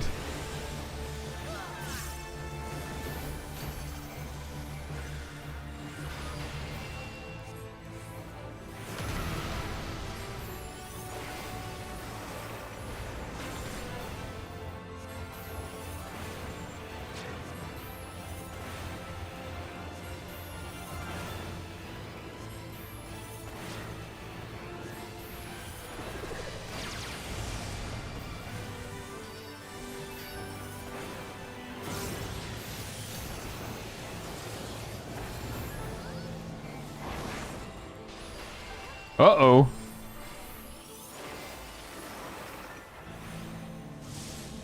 It's a threat to your wallet. Oh. Well, sleep well. And good luck to your wallet then. Also, ow.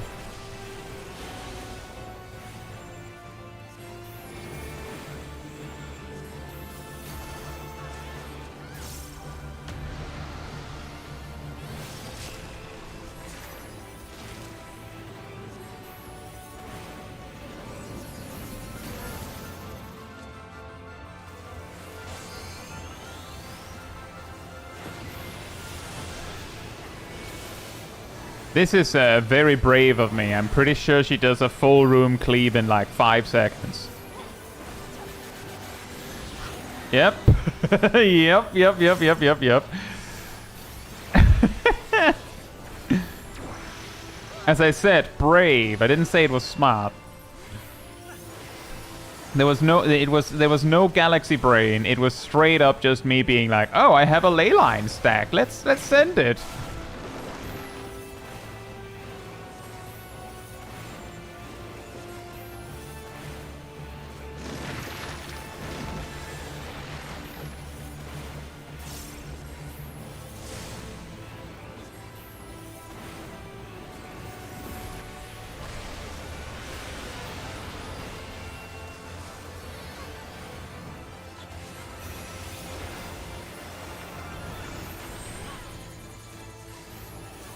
Brave and stupid are the change. I suppose in some cases, yeah.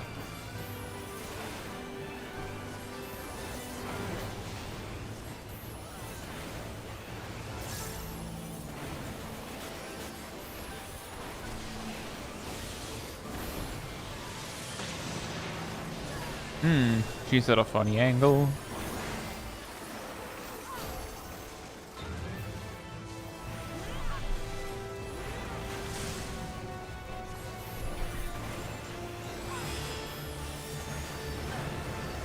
Splat.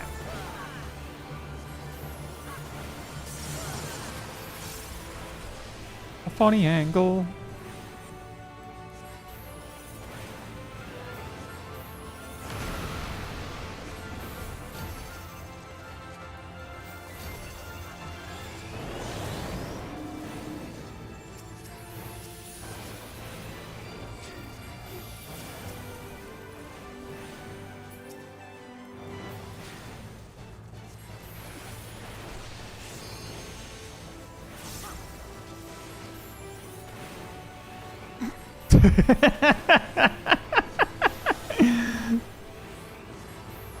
Oh boy. Oh no. Oh dear. Run away.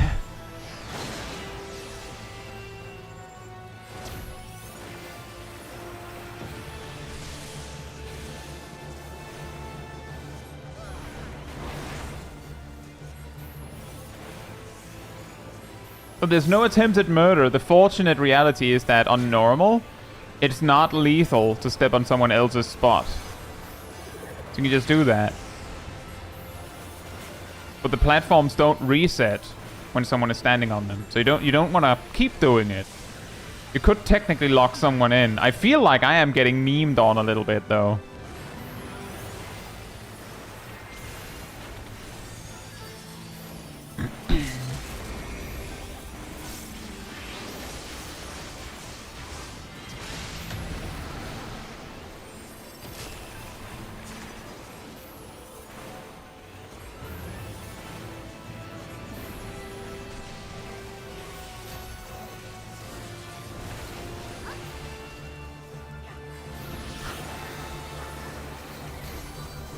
Hey!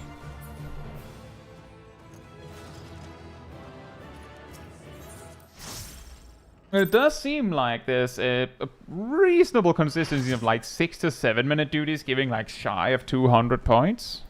I guess, maybe?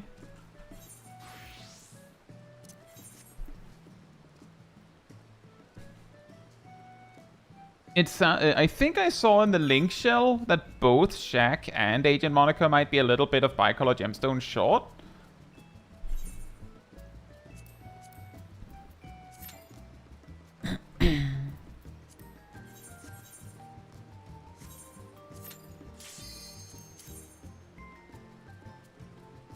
Oh, okay.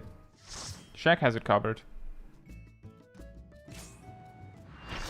Ta-da! It's your boy.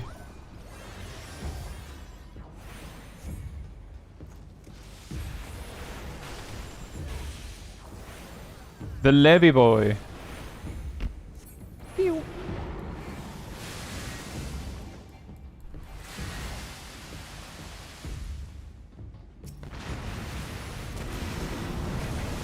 You return to the grape soda, see? Oh yeah, it is kind of purple, isn't it?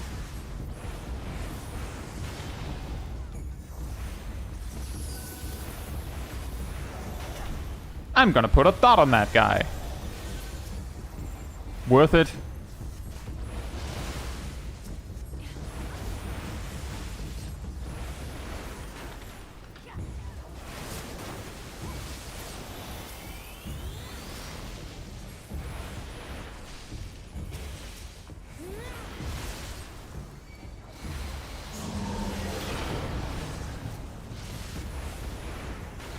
I mean, we only get, we make our own fun here, Sally, and at this point, you can see the way we get the memes and the funnies out of on an otherwise relatively manageable trial or normal raid.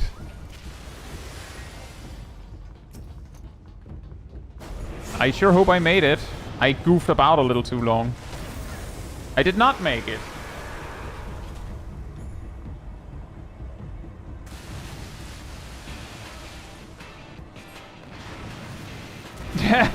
Oof. There's something funny about that. This is basically just, you know, regular trial, and they do this. If you don't get it.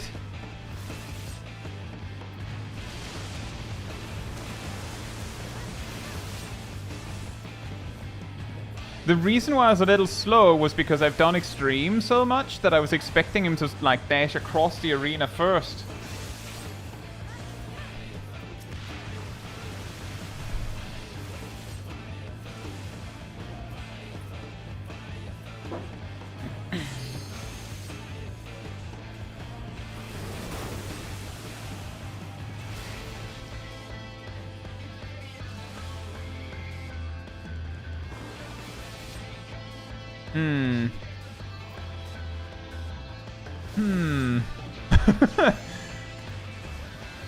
Now, can Dark Knight solo Leviathan Heart synced?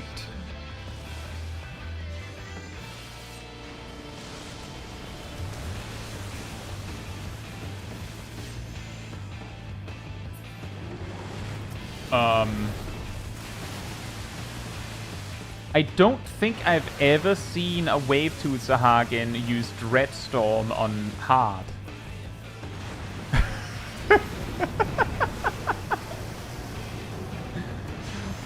But even worse, that it's spamming it. Look at this.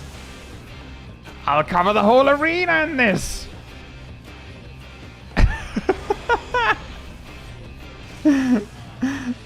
Wow. Wow. And again.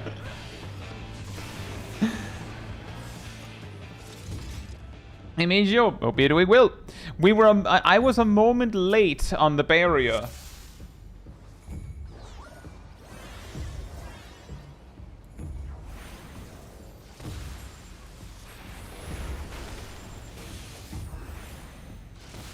It is probably best if Naomi is the one that tanks the tail, because Naomi doesn't do any magic damage.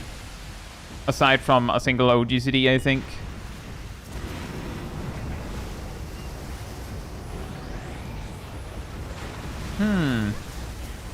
That was an accident, but somehow it worked.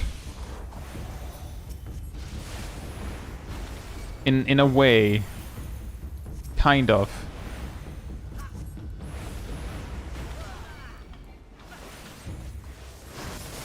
Oh yeah, that is true. Circle of Scorn is physical, so not even that.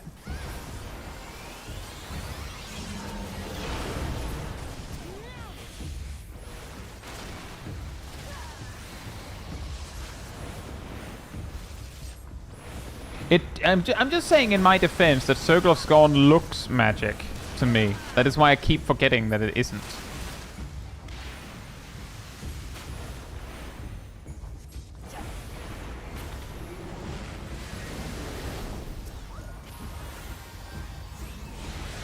Yeah, Requiescat and Imperator is magic. That is correct. Wait, I think they're magic? Actually, I'm not sure. I think Imperator is magic. I don't actually know about Requiescat.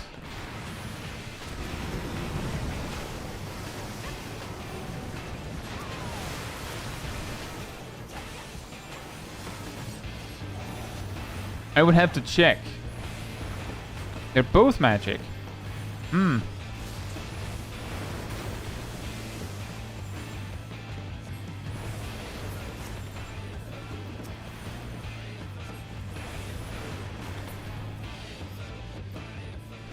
We did it! I gave 71. You know, to be fair, that shouldn't have taken that long.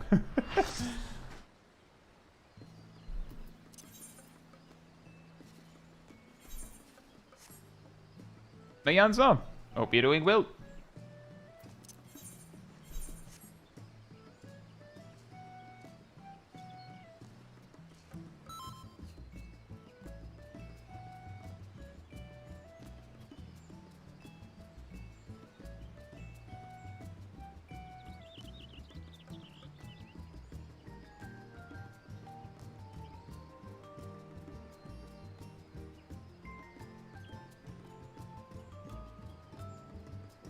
Yeah, that is a funny point for Poof, because like, yeah, it reflects ranged. Yeah, but what if it's magic and ranged?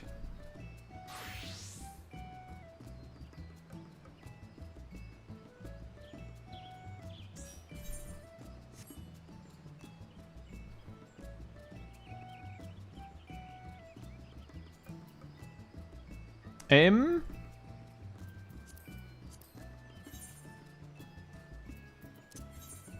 didn't mean to send another ready check. That was an accident.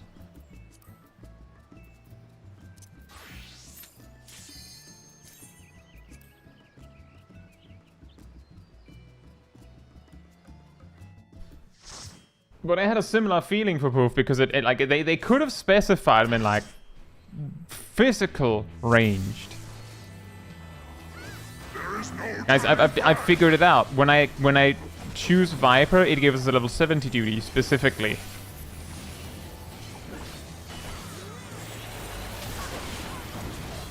The game really wants to give me specifically this particular setup. Naomi's favorite. Wow. There is no turning back. Steal yourself.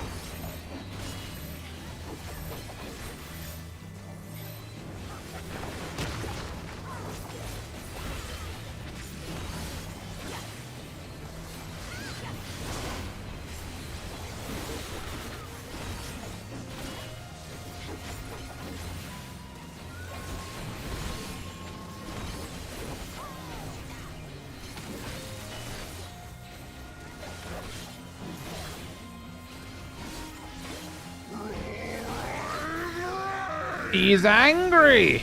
He's so angry, in fact, that he unleashes his anger in weird red anger pellets. Imagine being that angry. Steal yourself! Steals one of your tanks. Yoink.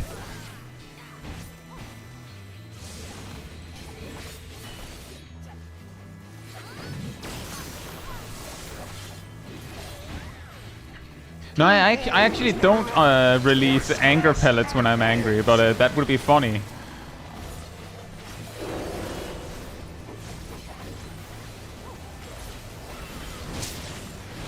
Ugh.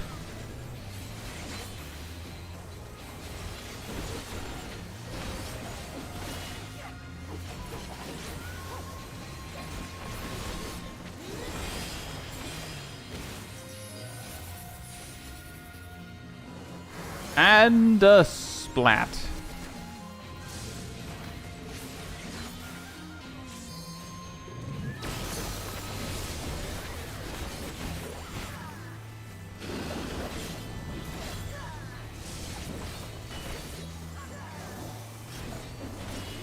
Wow.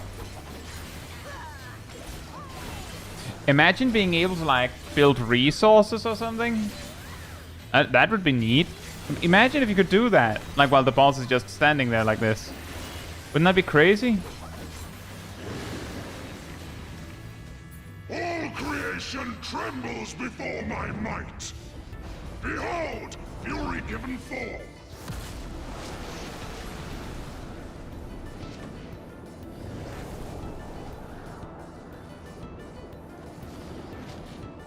I know, maybe they'll eventually introduce it, like in a future expansion or something. It's really weird. It's really weird how like they release Viper and then like they only have this. Like, it feels like it's a little weird to add these buttons and then they just don't do anything. It feels like there's something missing on the whole Vice Winder combo. It's a little strange as like a burst. Hey Baron, hope you're doing well.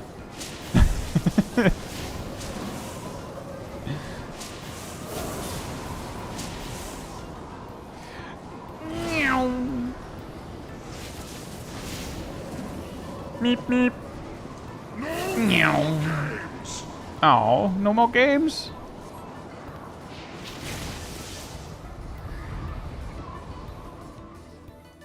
My legs! Ah, my knees!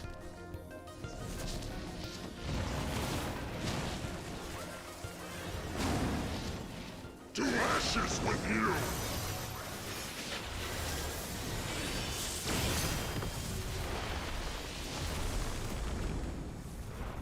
Impressive.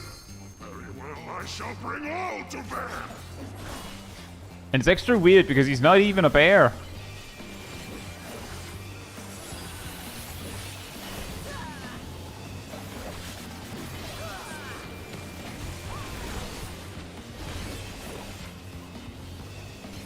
Lightning Sear.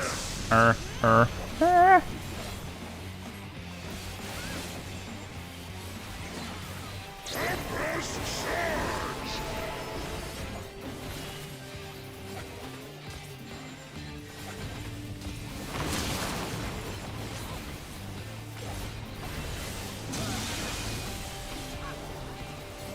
I don't install no more games. Oh.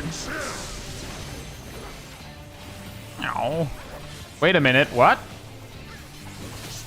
What? Why me? Ah! Help! I'm being yoinked. Ow. You are stronger than I think you are. Finish your sentences, buddy.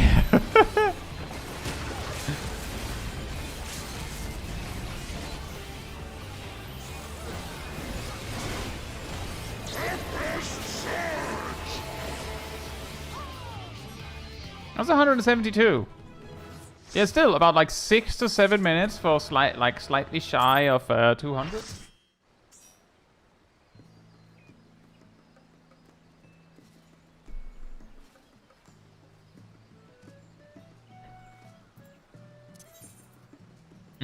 Back to normal rage then. I think Rust asked if anyone wanted to heal. Was that because you don't want to heal anymore?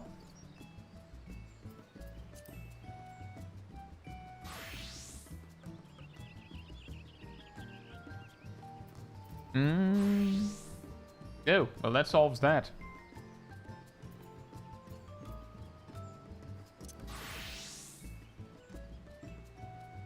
Hey, Saraf! Hope you're doing well.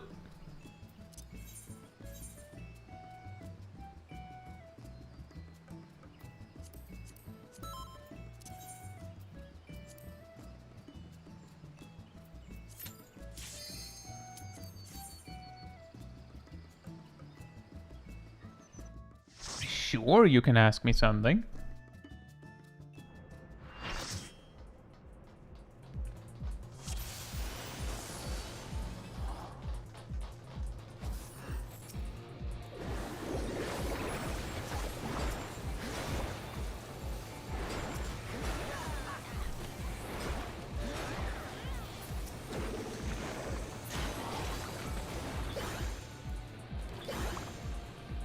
Hey, Sales! Hope you're doing well.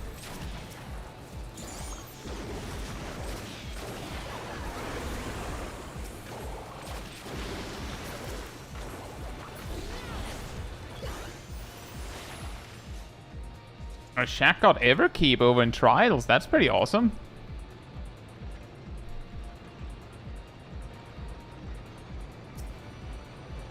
Not something we get a lot these days. But maybe we will now.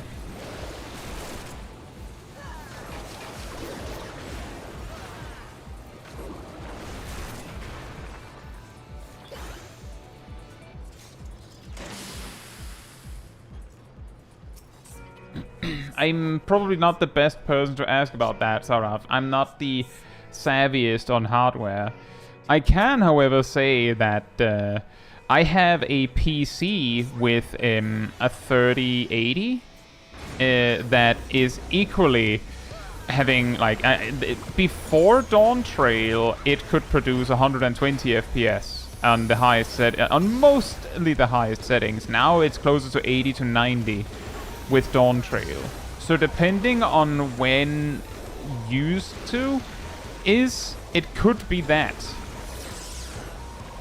But I'm not the savviest on this stuff, so I might not be the best person to ask.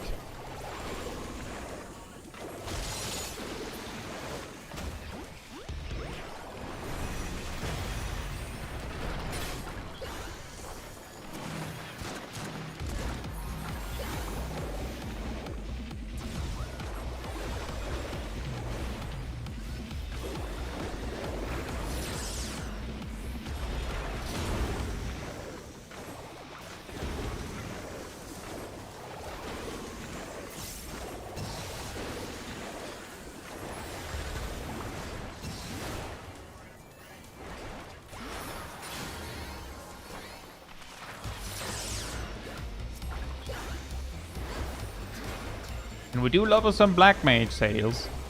I have been playing Black Mage most of the day. Just trying a little bit of something else. Because the thing is... It's a little... It's not always equally fun to get Black Mage in the lower level duties necessarily. It's fine. But there are certainly jobs that I sometimes find more fun in low level content. And we're getting a lot of lower level content specifically here.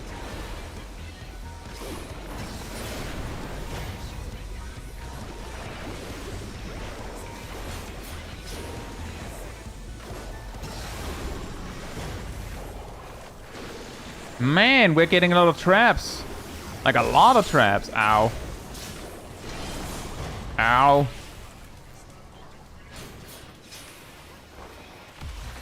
Ow.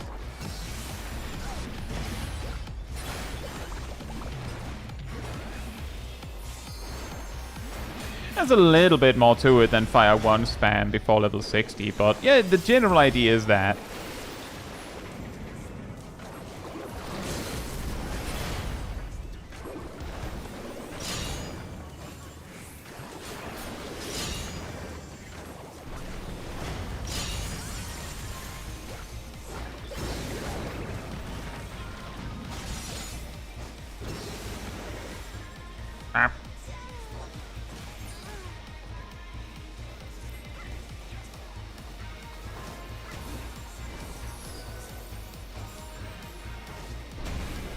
Man, Cat, are you bored?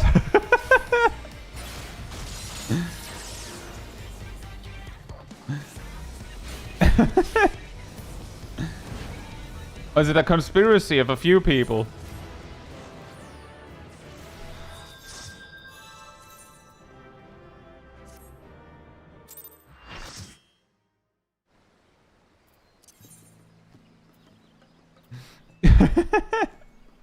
Milo and Cat, perhaps.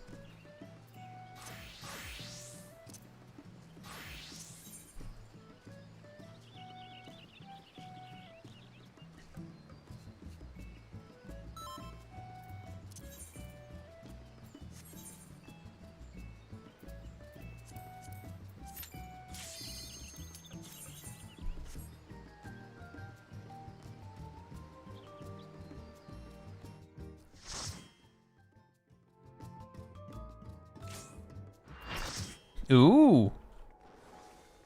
Nidhogg.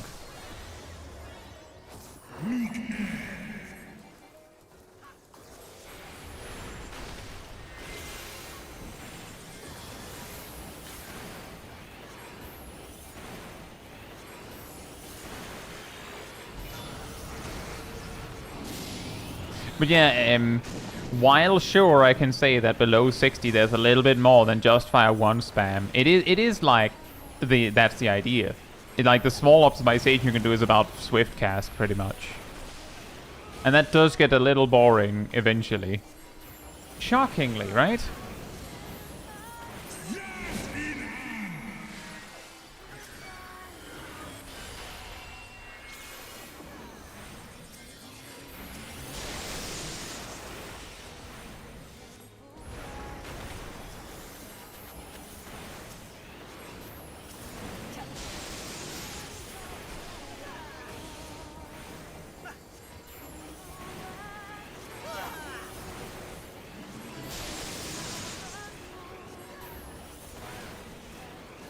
Oh boy. He uses the claw.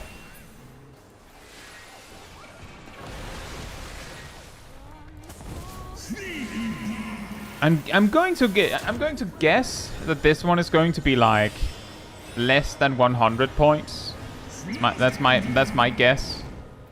So reasonably low level trial. It seems like one of those that would be a little quick. Like all things considered. Average length short, so they'd give low payout for it.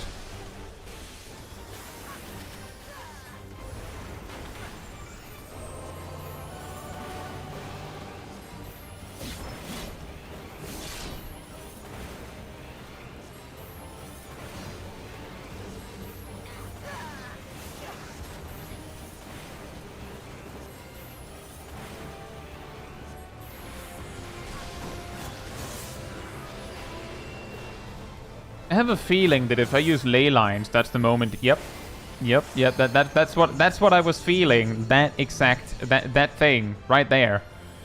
The if I use it, he'll leave.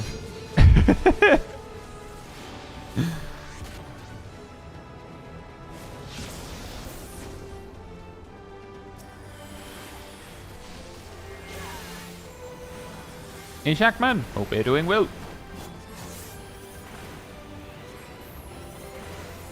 You see, the trick is, Shackman, that you don't do it all in one sitting.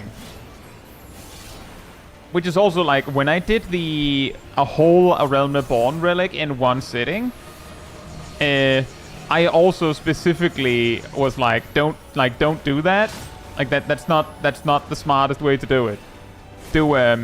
Like, spread it out. Don't tire yourself out by turbo grinding. It's not going to be fun. It's going to be very exhausting.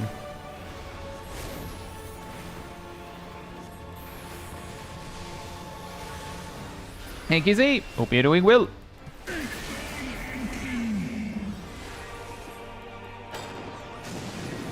Ah! Meow. Meep meep. Boink. Landing sound. I have it. Hey Eyelid, hope you're doing well as well. Thank you. The relic farm is going all right. I'll say that I had not planned to do that anyway, but I am very glad that I didn't go, now let's grind it all in one day, because this is not going to be completable in a reasonable amount of time. Big recommend, if you're not in a rush, just do the things once a day.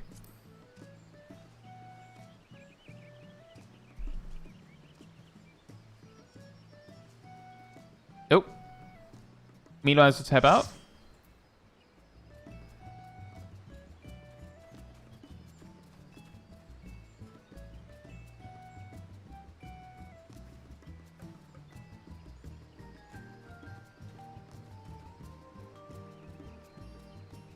Do we grab Agent Monica then again?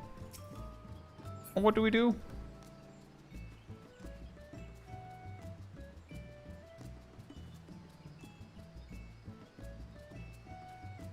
I think Shag is in a duty.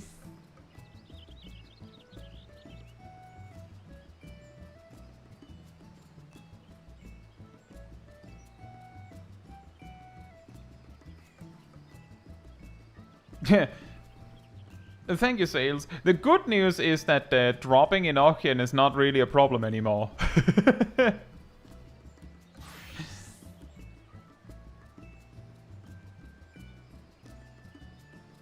Yeah, I agree, Saras. I will say a big plus, in my opinion, is that that was something that I said I would have preferred on the Demi-Atma step, was that I would have preferred if it just gave you like varying amounts of progression instead of being either you do or you don't get a thingy.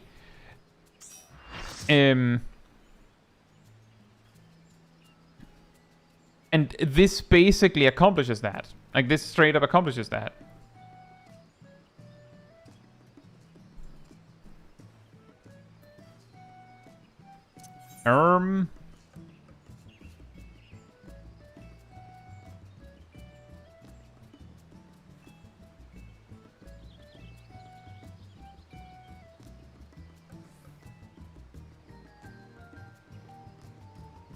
We have a lot of healers.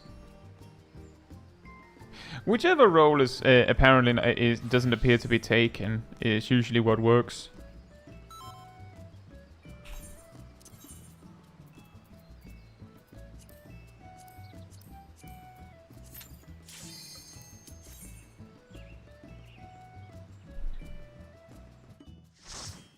But yeah, in this case, you still have random progression, but it's consistent. Like, you're still progressing consistently as you go. It's not just, well, you didn't get it, so no progression for you.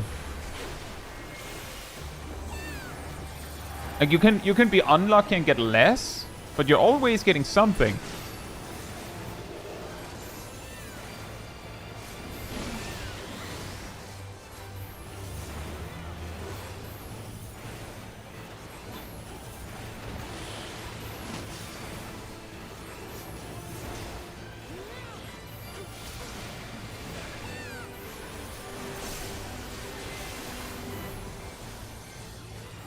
Lots of Eden's Promise. 2 so far.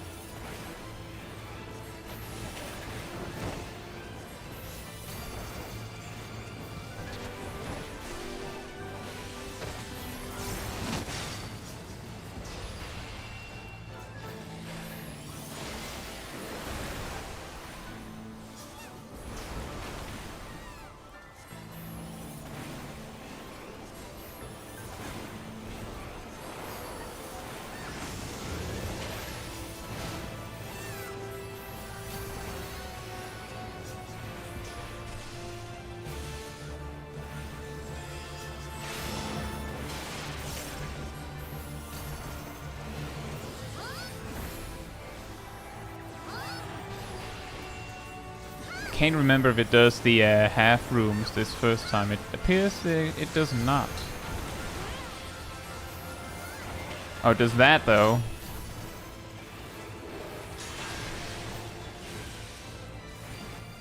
My ley lines, I lost some time on my ley lines. My poor ley lines.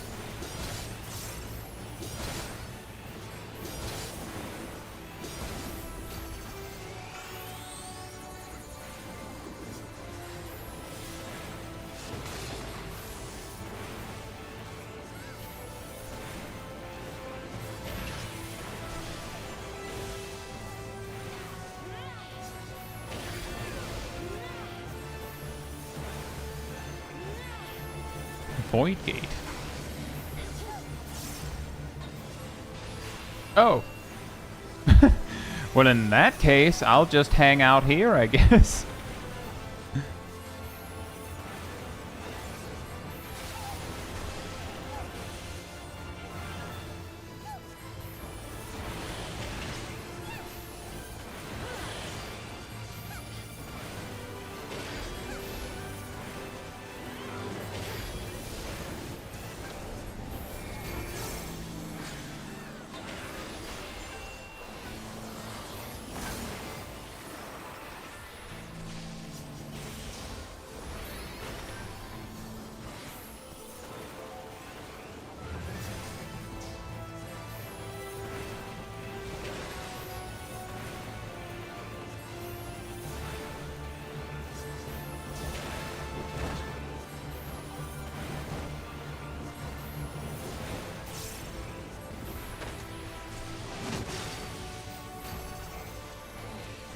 Oh, I counted wrong.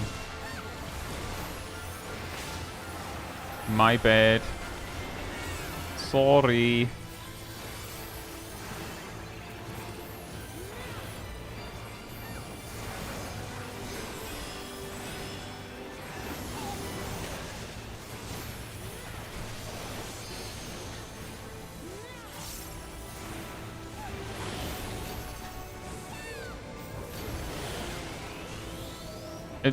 The exact same as the last time, with the double cleaves.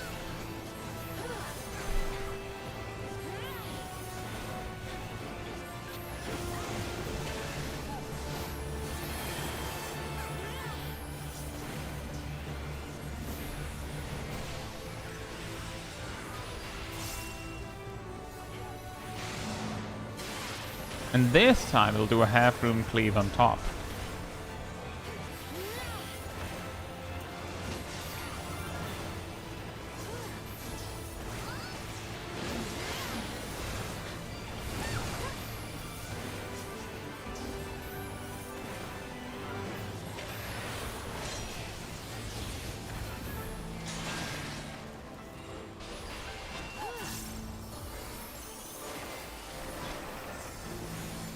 And the void gates again.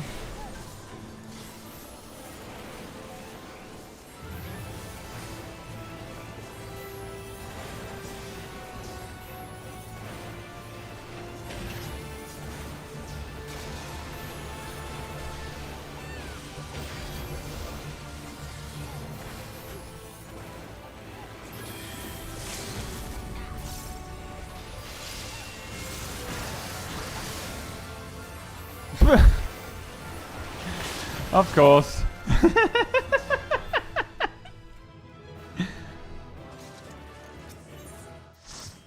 Right on my ley lines, right at the end. That was 195. That's pretty good. But yeah, for anyone wondering how much it is, these two are for the daily.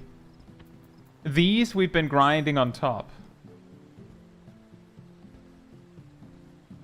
Captain Very Slow says, Crystal Tower quitting issues after 7.31 Relic Weapon Quest release. Better, worse, or no effect? No idea. We've done one Alliance raid and we didn't get Crystal Tower.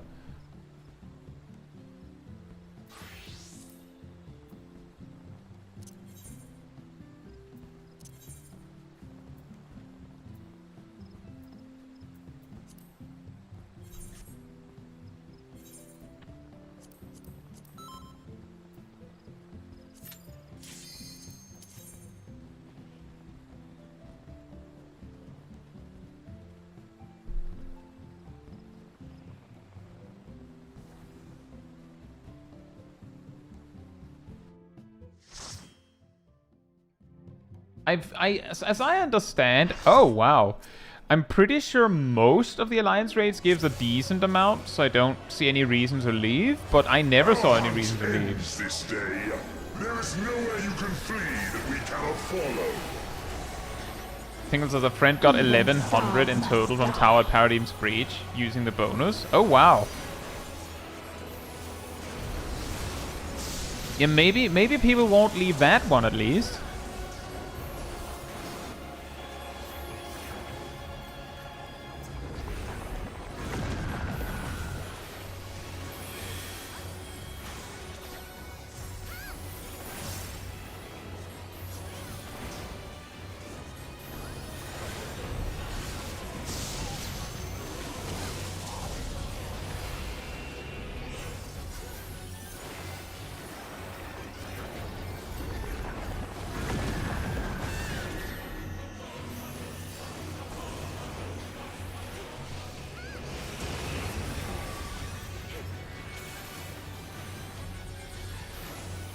Utterly futile.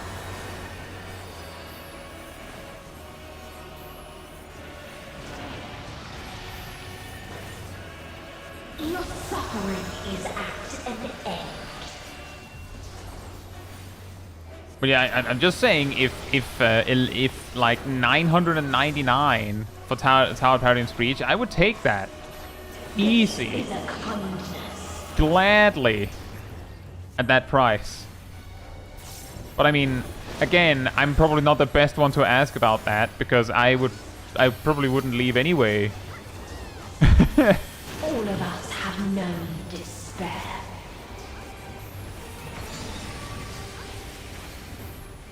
Gotta know that's not what you asked, of course. But I think I heard from Ibis, Raging Bull, earlier that they noticed a lot of people leaving duties.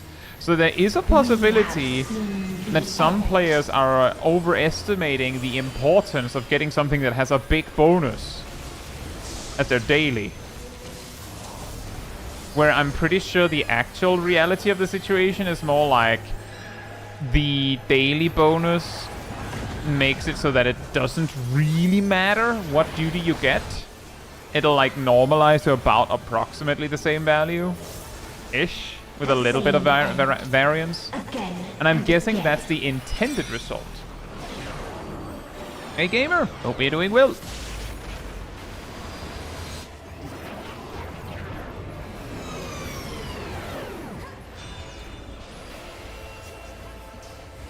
And also that the daily bonus seems to be different based on what roulette.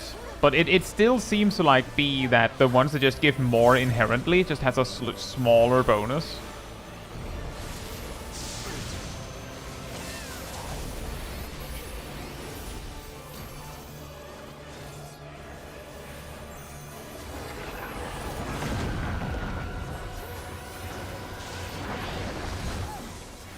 Oh.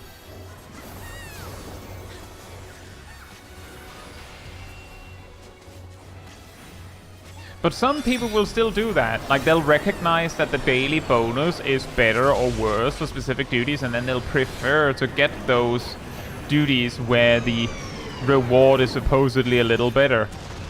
And you could write out the math and be like, it doesn't matter, just do the duty, it's worth it. And they'll still be like, nah, I prefer to do the other way. There's nothing you can do. Only emptiness remains. Some people will just do that. There's also the argument that the fact that you will be, you know, stuck not being able to queue for 30 minutes if you leave potentially doesn't matter if that specific player's like, I'll queue for Alliance Raid Roulette, and if I get the thing I want, then I'll do it. If I don't, then I'll just leave and then I'll play something else. So lonely. Like, some players approach that kind of content like that. And like, at that point, there's nothing you can do. There's nothing you could do to get to them, because they'll just leave if they don't get the duty they want. The punishment is irrelevant.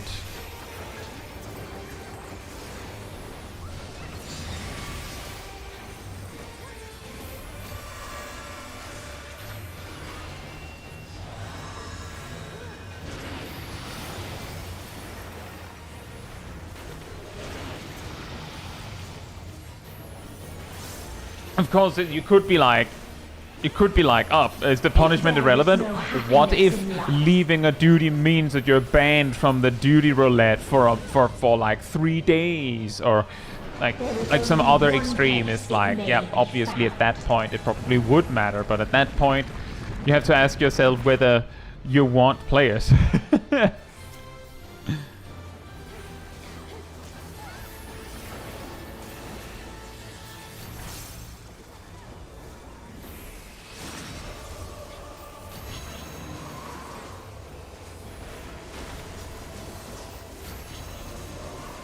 Yeah, basically my point being that any reasonable punishment, I would say, won't be able to touch them.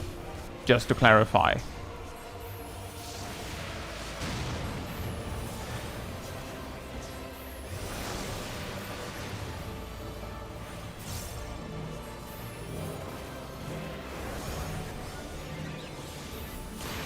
Oblivion.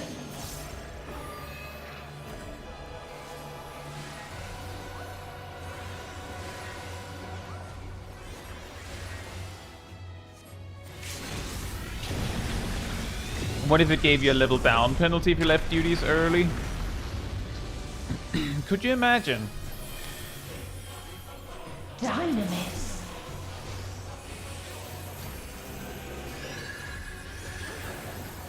No matter. You only delay the inevitable. This is fate.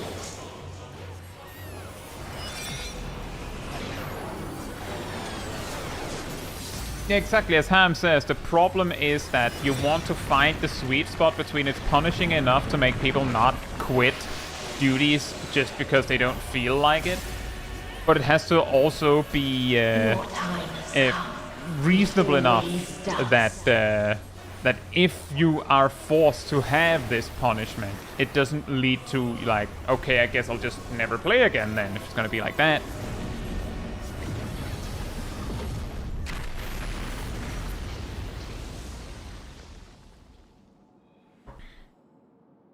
The way that the bonus works, Perrin, is that you get a bonus if it's your daily clear. That's it.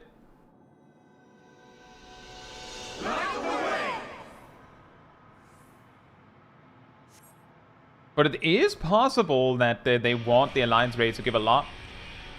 So they make the bonus bigger on those that give smaller regular amounts. That seems to be what they're doing, is that the duties that don't give very much, the bonus is way bigger, and the ones that give a lot, the bonus is smaller. So that it sort of evens out somewhat. What is this defiance? No. The hatred, the pain, the loss. We cannot suffer it again.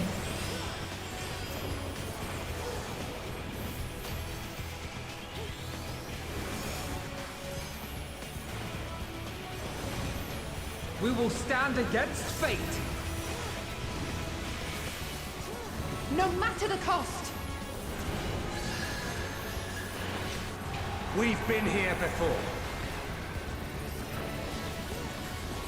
Many a time. Thus do we know. To never give up. The hope will shine again.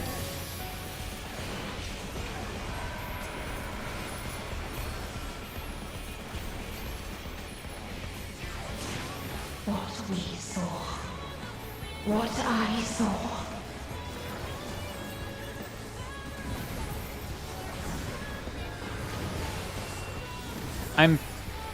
I don't recall too clearly to be certain, but I'm pretty sure that in both A Realm Reborn and Heavensward cases where they had, you know, bonus windows, they specified that.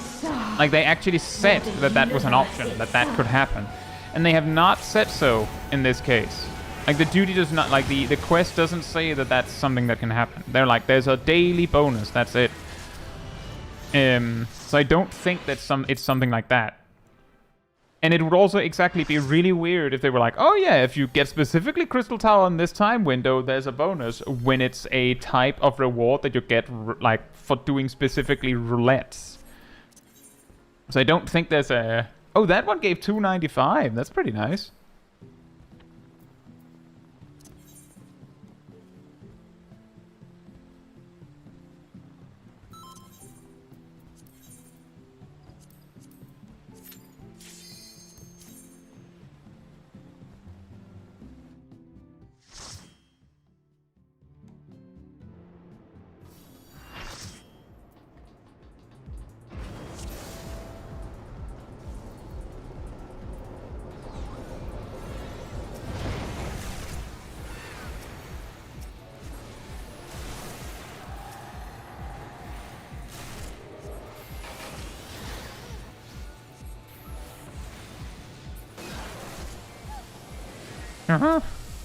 Cup of the Sun. For some reason I thought it was Cup of the Father.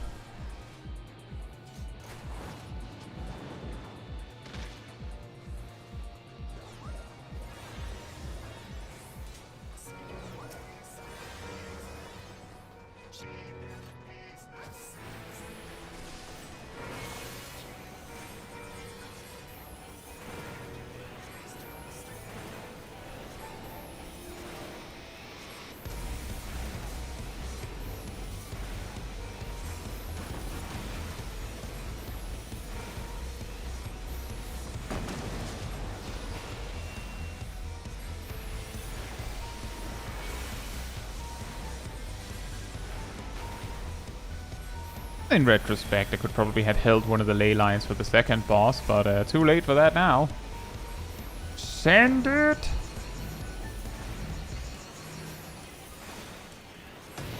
Ow.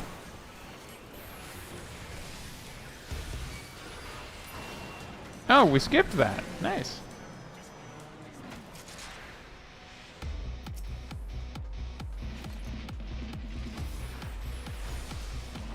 I forgot to use Umbral Soul while not combat. I feel like I did, though.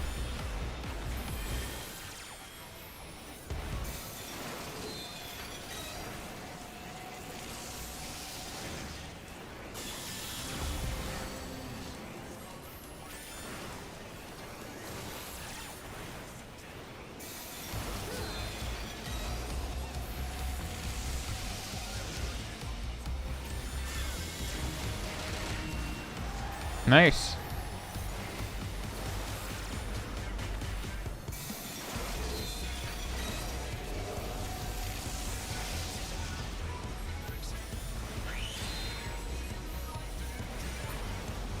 Thank you, Sales.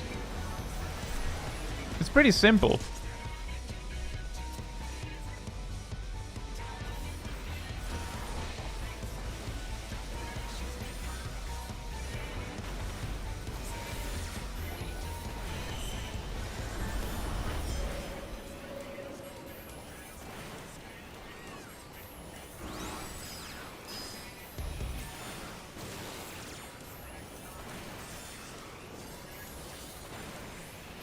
By which I mean it's a simple setup. I know a lot of others do this thing where they have like a macro to like make like folding out menus and such.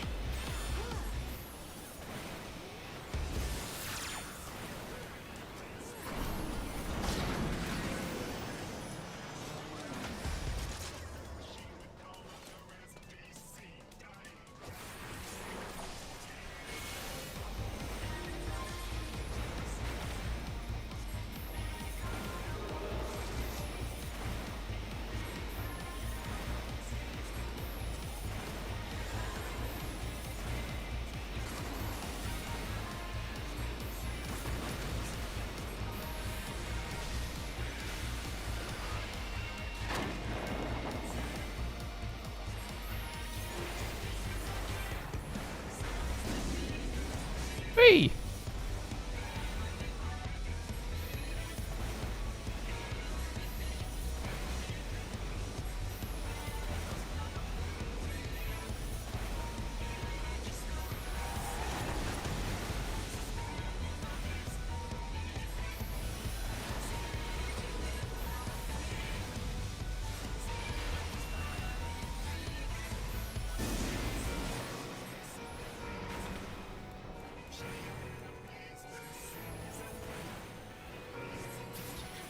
Nice. Yes, that was 148. That's correct, Raging Bull.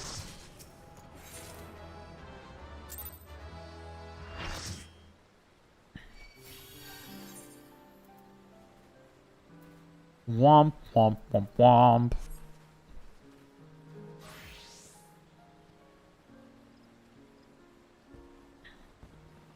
Let's see you guys was at BRB.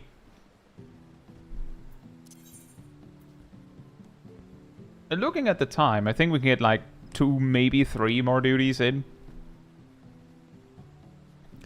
But yeah, this looks like something that'll probably take a bit to do. It's not something you'll just get smashed out in a day.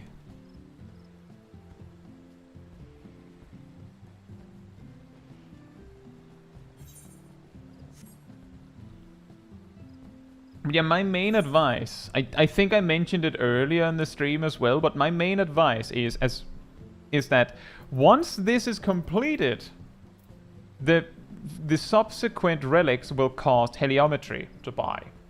So when you're getting close to finishing this thing, consider like stockpiling some heliometry. My guess is that it'll cost 1,500 like the first step. Per relic. That of course means you can only stockpile enough for one. But that's still one. And I believe the first one is on the house. Aside from that, if you're not if you're not finishing this thing on a given day, then try to spread out your work. Like, don't just go, alright, I'll do my 4 dailies, and then I'll just spam trials until it hits 10,000. You could do that. Like, if you want to, like, remove daily objectives from your workload, you could do that. But the most efficient way to do it is to do each daily and then, like, spread out your focus, so you do a little bit of everything. So that when you finish one of them, that's the day you finish all of them. Or close to. So, like, my advice is if, like, yeah, the way we're doing it here is to have fun together, specifically. But my suggestion is you do your dailies, and then you focus the ones that are falling behind. That would be my advice, so that you can get as close to getting all of them done on the same day, so that you don't have, like, awkward stragglers.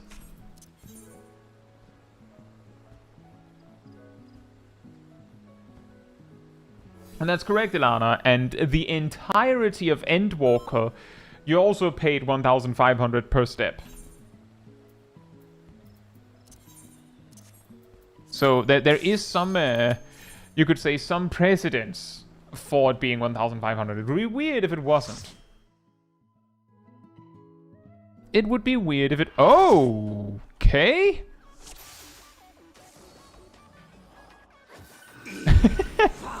It's been a while with this guy.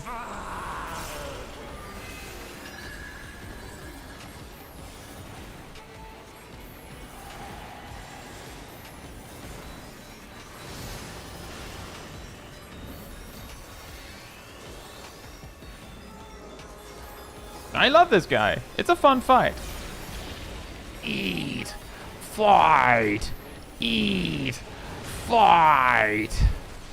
I don't know if this is the smartest move to put down ley lines here, but I can't actually picture when is another good time to do it, if not now. So we're just sending it and then hoping that I can get it over with before I have to move.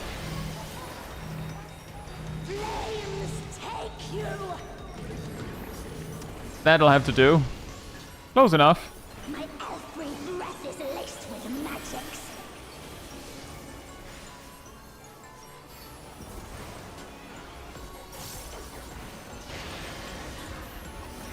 I find you. You can wield such power as mine.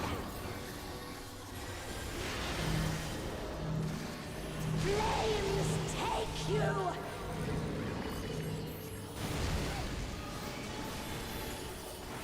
This shouldn't kill you. Shouldn't? I don't know if I like those odds. Another fleeting diversion.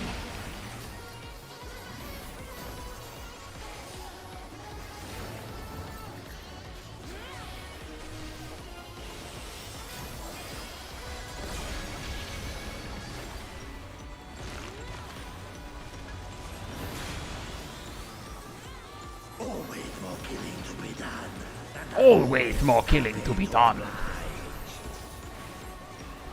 Make it fast for me.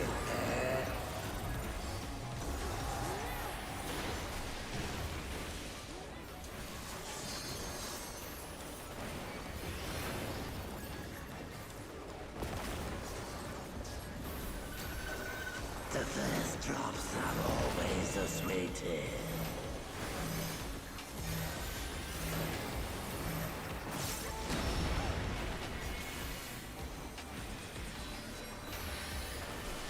Another YOLO ley line, because again, I look at the fight and go, I don't actually remember when there's a 20-second window where it's safe.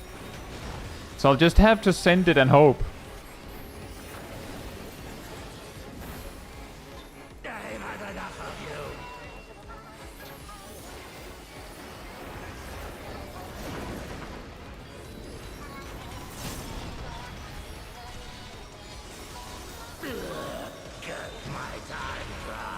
you. Yeah.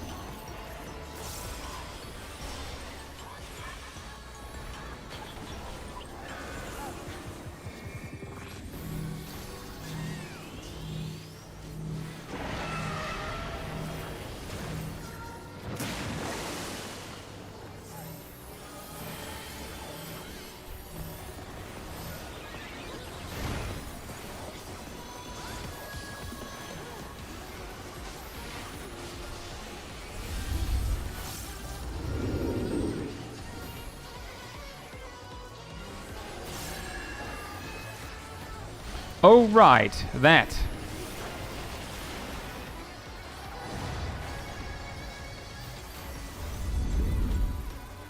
Oh, right. That.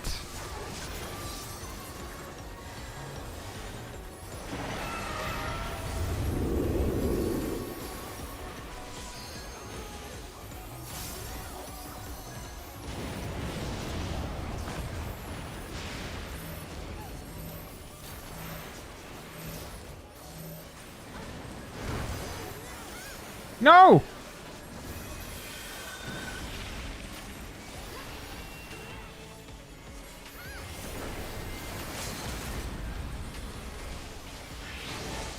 Not the death!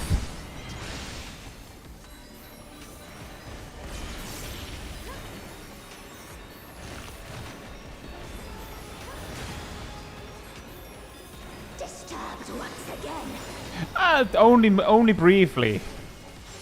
Mage person. Only briefly. Nah, you do that. That's 161.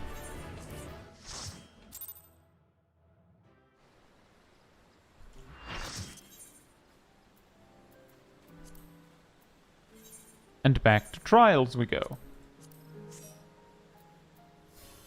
I think my estimate of like 2 or 3 more sounds about right.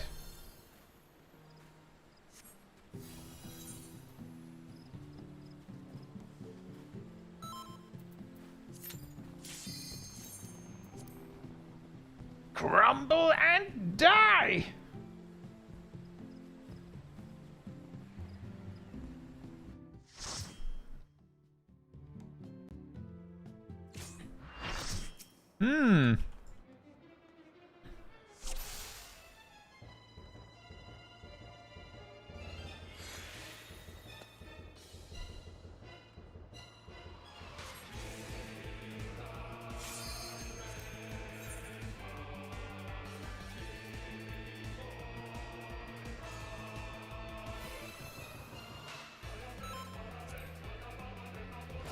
The Archfiend of Fire has no equal.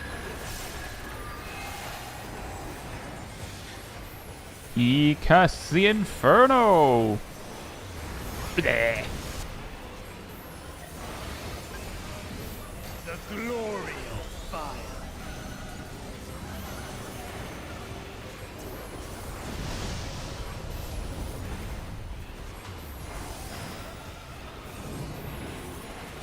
Flames to lick at your heels.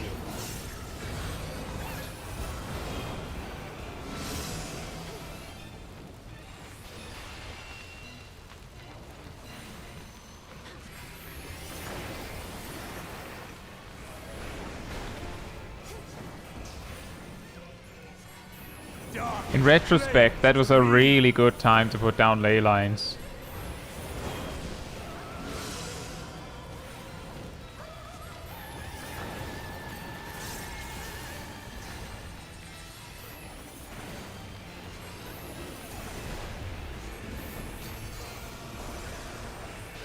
Naught but ash will remain.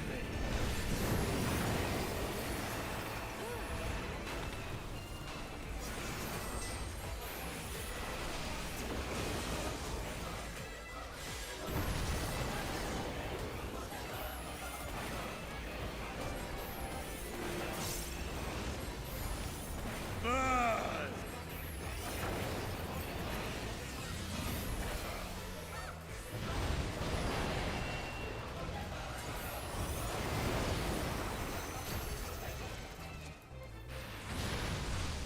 Every time is a good time to put down your ley lines.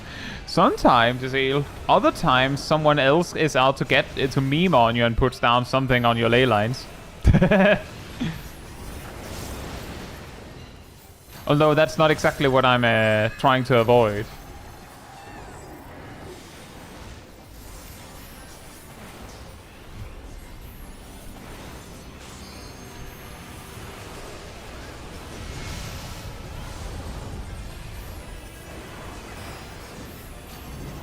At the moment, Sales, it would probably be Paladin? Viper? I think Dancer.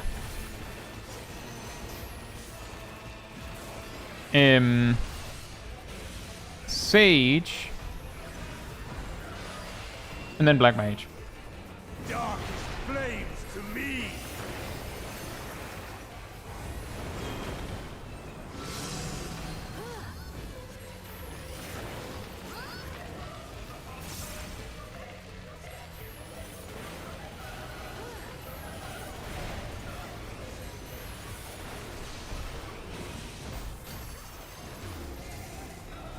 Naught but ash will remain.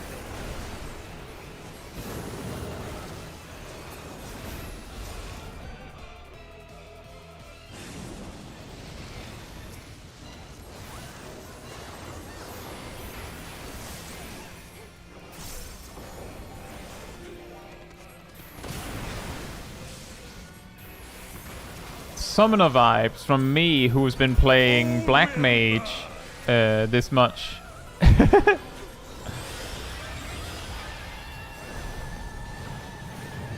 I used to main Summoner back in Shadowbringers, and I also mained Summoner early in Endwalker. But times change. Worthy enough of pride. But will it be enough? I am one with the flame. I sometimes also feel more like Scholar than Sage, but it is generally typically Sage. You are the first to behold this form. Wow.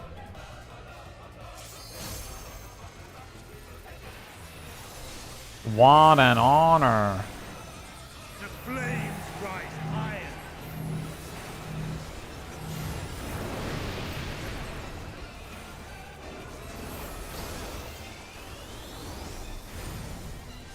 Look now on my essence made pure. Destruction incarnate. Haha, I remembered, it's a wave.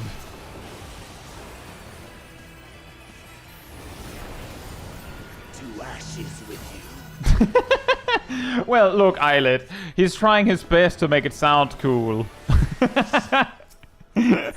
That one gained 168.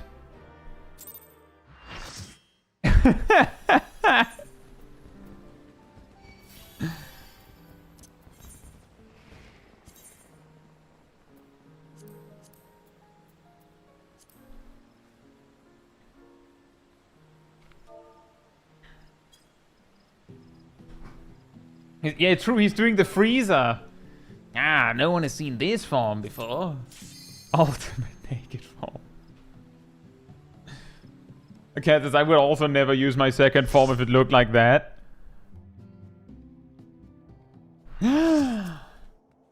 Look, it's Midgardsormr. It's your boy. It's this spinny guy.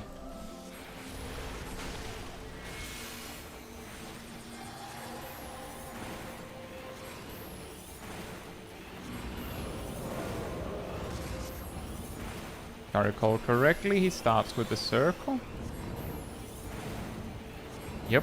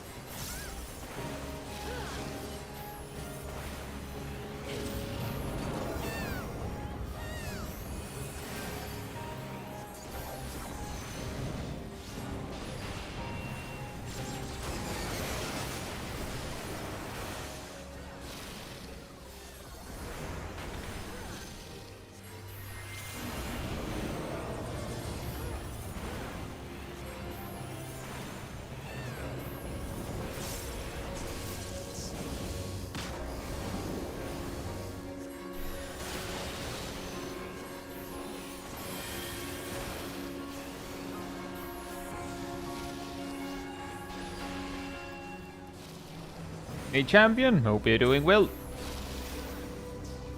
Says any tips for playing Dark Knight when trying to learn it?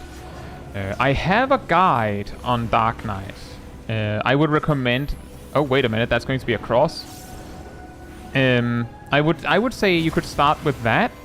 I also have a tank tips videos that could also help you if it's more like general stuff.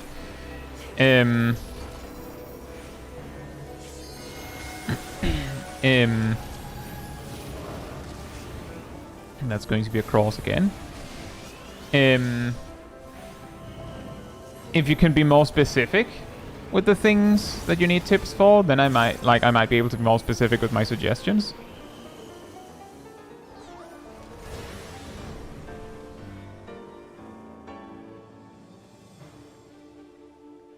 Thank you, Erdl.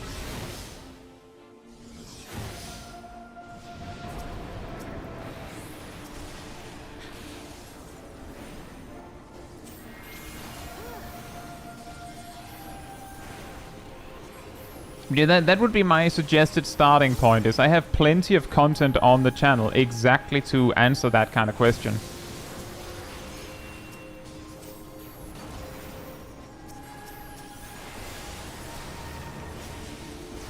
And while I could give tips in person, unless it's something really specific that isn't necessarily covered in a guide, you would probably get a better general answer out of the specific, determined, designated guide on the topic. And it might just cover whatever question you had, even though, like, you might not know what the question you really had is, like, be difficult to put into words. But the guide might.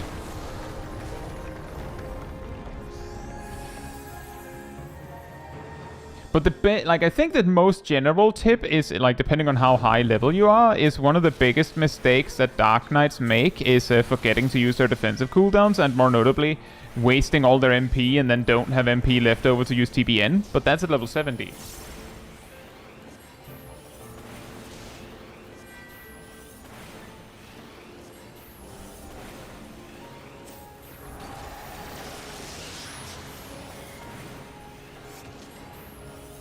If you're switching to Dark Knight because you feel like you need more damage output, then you might be focusing on the wrong thing.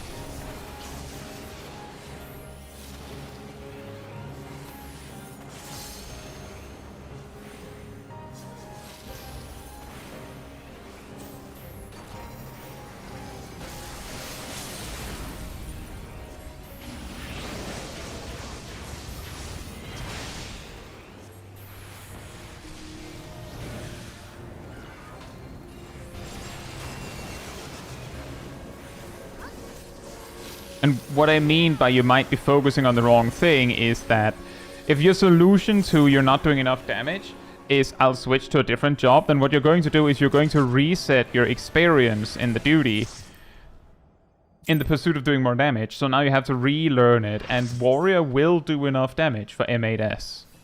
Especially at this point where you'd get more gear.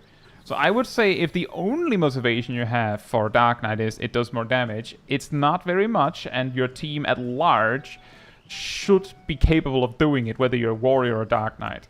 You shouldn't be the difference maker in that aspect. However, if you want to learn Dark Knight and it's just one of the reasons, then, you know, again, I recommend my level by level guide, the one for level 30 to 100. Actually, I think the Dark Knight one is still in the editions where I did 30 to 50 and then 50 to 100, but same the idea. Watch both, because you might miss something if you jump directly to the 50 to 100 one. And then my tank tips guide. But if you already know how to play Warrior, then you probably don't need the tank tips guide. Thank you, Erdl. But I really would say if the reason you're picking up Dark Knight is because you feel like Warrior doesn't do enough damage, then I can assure you that Warrior does enough damage. It's fine.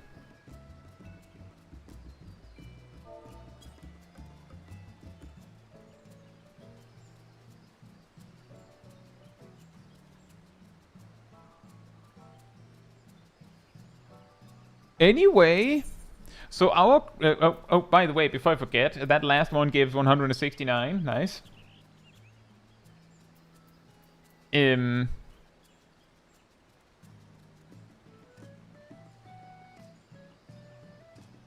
Well, in that case, champion, you switching to Dark Knight might... Like, if you switch from Warrior that you're playing, let's say, just for the sake of example, let's say you're playing Warrior perfectly, right? And you switch to Dark Knight and play it perfectly. You might do... If we're going to be super generous, maybe you would do, like... And this is like an exaggeration. Let's say you do 5% more damage. That's probably not going to do it. And that's like being super generous. It's more likely that you'll get like maybe 1 or 2%. And then there's like the detail that Dark Knight and Warrior are not the same. You're probably going to be performing worse on Dark Knight for a significant amount of time. So that's why I'm saying if the reason you're choosing Dark Knight is because it can do more damage than Warrior, then the key is the difference is very small, and to gain that damage, you have to actually be good at Dark Knight. And if you're already good at Warrior, then it means that you will start by losing damage. And if the problem is other players in your party underperforming, then it would probably be better to start with them. And some parties just can't do that. Like, your static might be like, yeah, well, the problem is that one of the healers just isn't that good. They would have to grow with the task. Like, keep practicing. And if the logs are legitimately saying, there's nothing else we can do,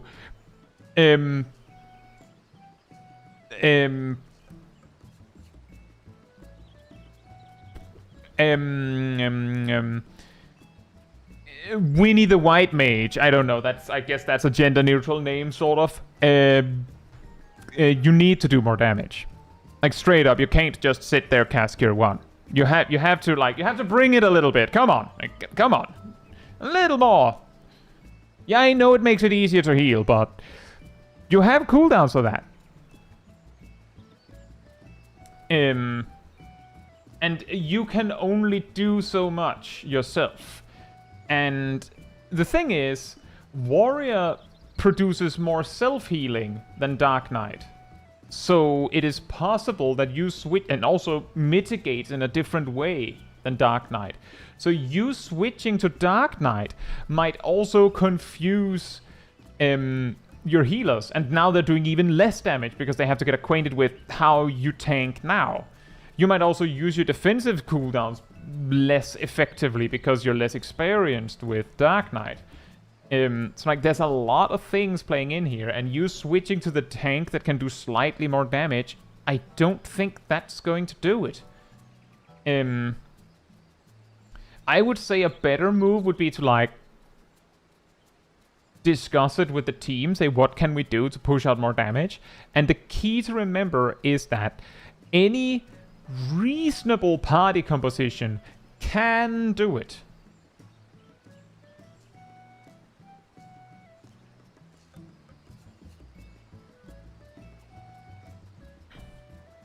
Is it a static champion or is it party finder? Just to be clear.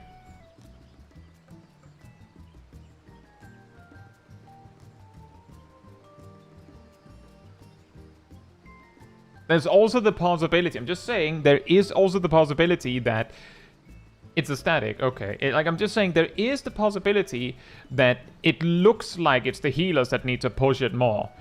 And that others could push it a bit more. And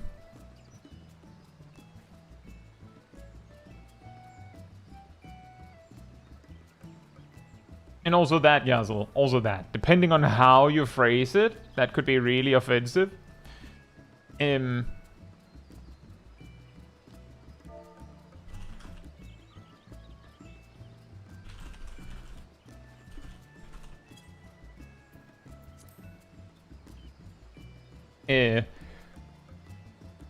I think, I'm just saying, I would say My suggestion to go into it is you take your static, like round up your static, like, okay guys, here's the problem. We're not doing enough damage. Does anyone have any suggestions? Does anyone know where there's something we can do? And if all the damage dealers are like, well, I'm doing everything I can, like I'm triple potting and I don't know if they are, but like I'm using all the pots and I feel like I'm using my cooldowns as well as I can. If Ziv analysis says that there's not much I can do that I feel like I can actually do, that would like add in a reasonably impactful way, and you and your co-tank feel the same way, that you're at your wits end to the point where like I have to switch to a job that can do more damage to compensate. Then like if you have this conversation, you would eventually land at the point where someone will have to go, well, listen, we should have the gear. The only possible answer here is someone isn't bringing it. And if the damage dealers are bringing it and the tanks are bringing it, then there's one option left. And you don't go, you have to do more damage. The solution is that if each person, you know, addresses what they can do, then maybe there's a possibility that one or both of the healers will be like, well, I guess I could attack a bit more, but I'm just, I have a hard time picturing it also because, you know, my static is still proccing on M8S and we don't have any damage issues as far as we can see. Like, it's not a DPS problem on our end. Which is part of the reason why I'm thinking that it can't be that, because M7S was a huge barrier for us because it is a strict damage check.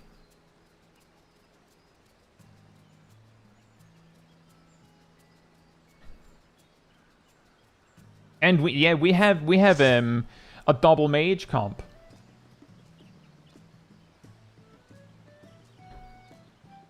Hey Lisa, hope you're doing well. Pots are a lie. Every time I use them, my numbers stay the same. Depends on what kind of pots you use.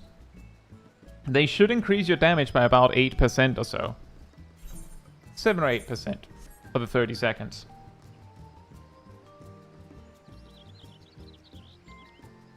So if you use them smartly, it should impact your damage output overall.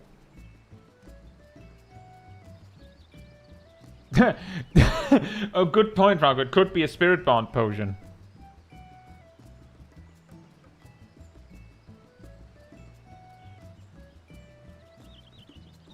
Sadis, it's also rather hard to work around healers being the problem if they're liable to leave over being told they need to bring more damage. I know phrasing is important, but yeah, that is also true. I would also say it's a very fragile alliance, one could say. If you're in a party of 8, everyone needs to bring it to win.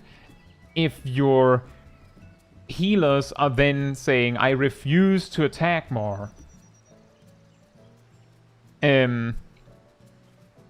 or like they actually get hurt about it or mad about it in that case, then what do you do?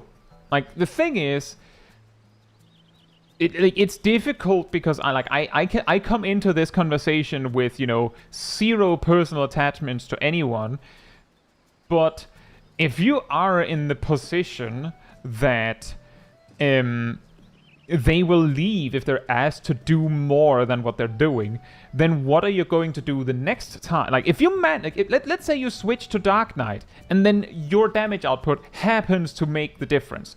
What will you do next time there is a barrier? What if you can't overcome it yourself next time?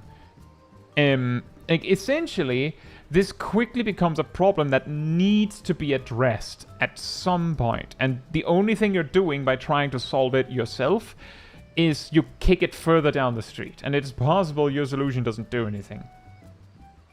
Hey, Haunted Mask. Hope you're doing well, by the way.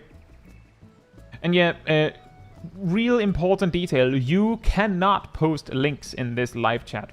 So when Sally says post it in Discord, it's because you have to post it in Discord if you want me to have a chance of seeing it.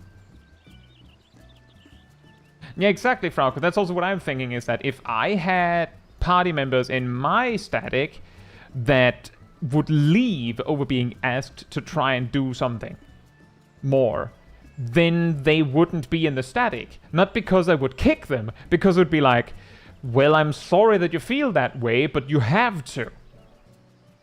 So if you're going to leave over that, then we will have to find someone who wants to. Because we cannot work around it. If you refuse to do this, then next time we need you to do, need that spot you're occupying to do something, then you will say no to that too. And we will not be able to play around that limitation every time. And I'm saying that as a raid leader, to some degree, Milo does a lot of the callouts, Ham does too, that will take the garbage spot to protect someone else from having to do that. So I'm also the guy that would, you know, move a mountain if I could for the sake of someone else. But I will still say, if I can't move the mountain and you have to do it, then you either do it, try your best to, we'll keep trying, we'll work it together, but if you just give up, then we're done. Like, I can't do anything. Can't help you there. And that's very important, because we do have people in the static that sometimes feel like it is hard to move that mountain. But they don't give up. That's the key difference.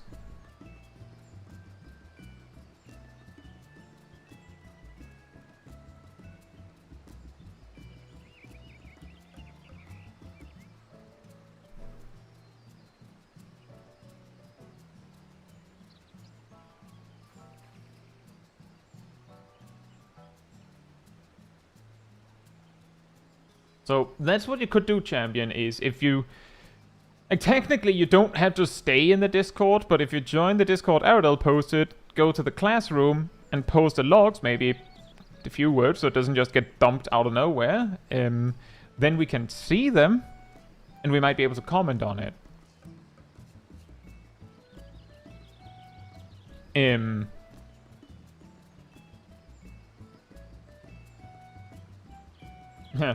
You know, Frauko, in the past, back in my WoW days, I left a raid team over a few people being 15 minutes late, like 3 times. I would say that's less than someone being high over and over.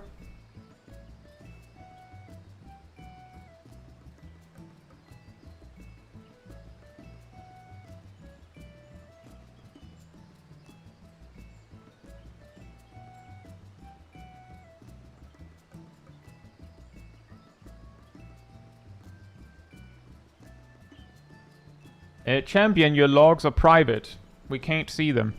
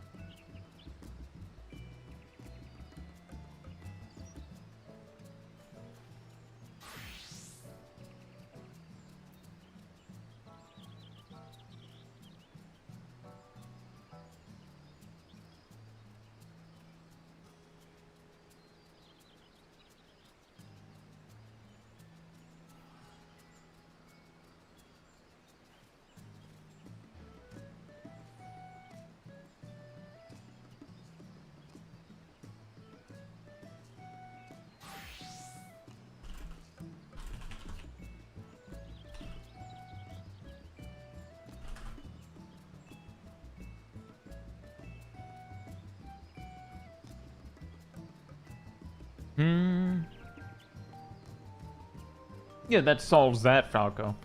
Back in Shadowbringers, I was also in a static where the distribution of tasks was a bit different.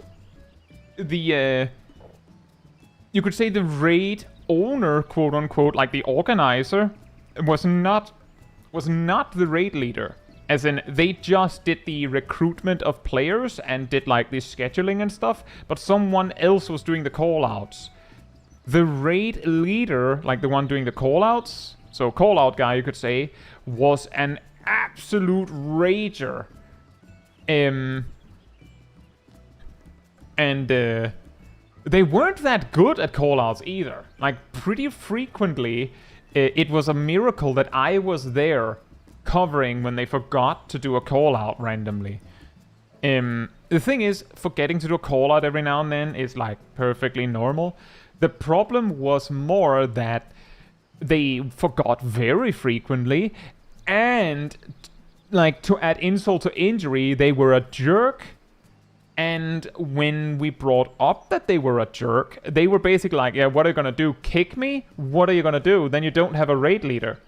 Like, they basically presented it as a, I can act however I want because I'm irreplaceable. So we replaced them. Immediately. Like, just like that. When they were like, well, what are you gonna do? Replace me? Yes, actually. And then I became the raid leader.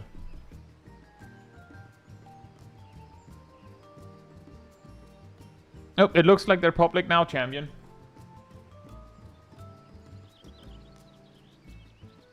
Let's try and see here. See if we can find the best pull. Oh, there's a few in phase 2.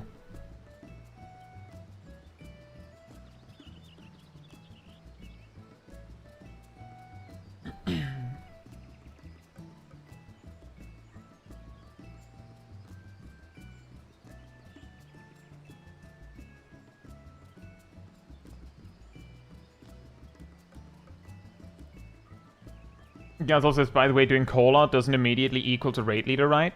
It's more... It's a little bit of a weird thing, because to some degree, the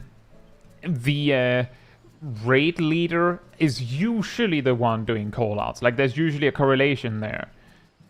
So that's why we usually say it like that. But technically, the raid leader could be one person. The person doing the call-outs could be a second person. The person responsible for doing, like, organization and stuff could be a third person. The person responsible for loot distribution could be a fourth person. But a lot of the time, many of these tasks land on the raid leader. Like, in my static, I would say that I'm probably the raid leader, but I would say it's not super important. Like, it's a combined effort. It's just that me being the one starting it and me holding the camera means that I often become the one that is the raid leader.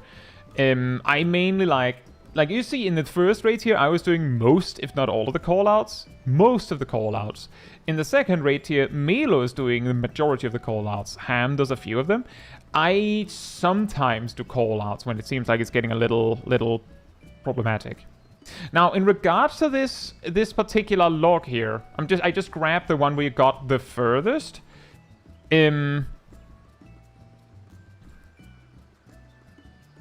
I would say,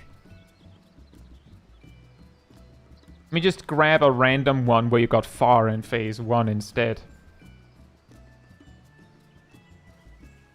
It looks like there's a little bit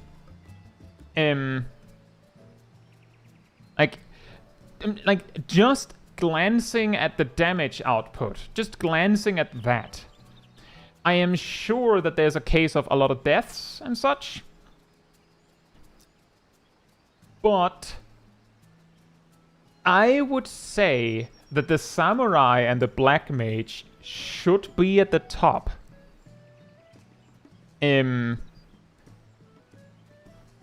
The amount of deaths you have from here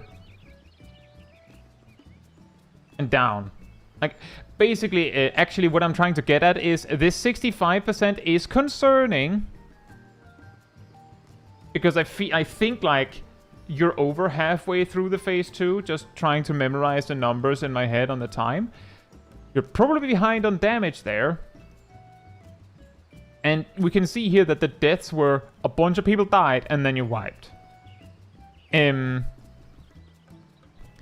But if we assume that the only deaths that happened in this fight, that wasn't like boom boom you wiped, is these two, then the only ones that quote unquote has an excuse to have done very terrible damage is Dark Knight and Samurai. And if that's true, then the Black Mage could do a lot more damage. Just to be clear, it did look like in phase 1 that the damage was a lot better. For instance, here you can see that's really good, right? So here's my suggestion, champion.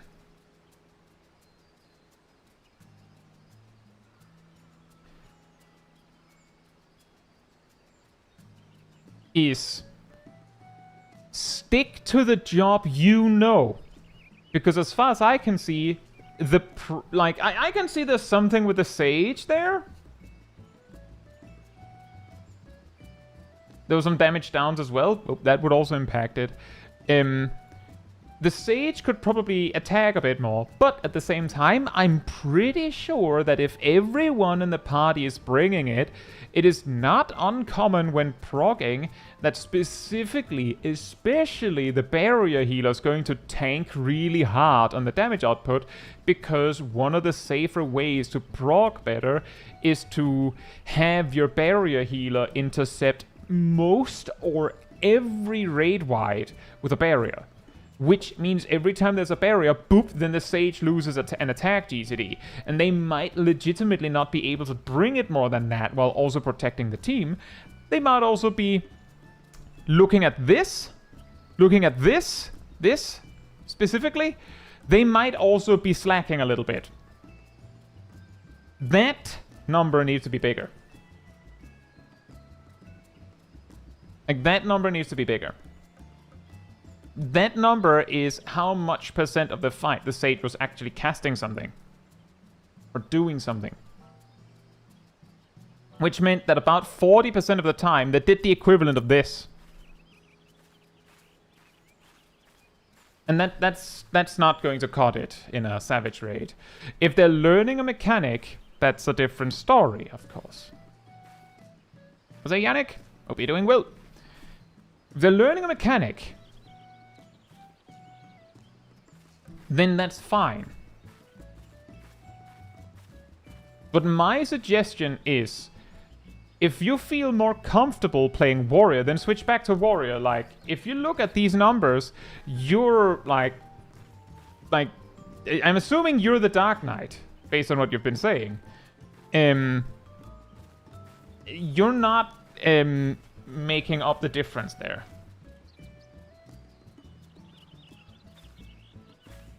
Like, it would be smarter to just switch to Warrior if you're better at that.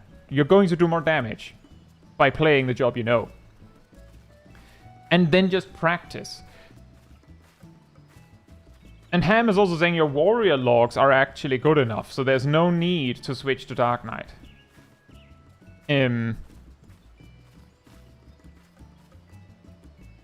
But specifically, the activity here is a problem. The rest is like, it would be perfectly natural that the barrier healer is not bringing it as hard on the damage if they're spamming out barriers to, like, make it smoother for the prog. And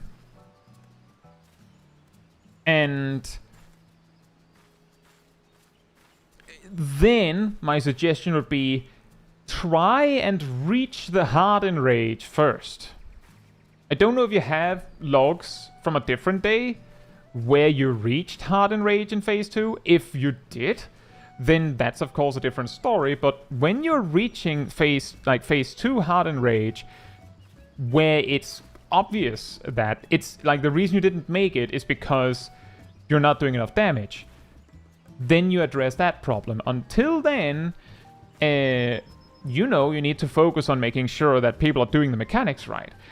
But specifically this is something that pretty easily could have done better. Ham says, according to Civ Analysis, the Sage had 80% uptime. Fair enough.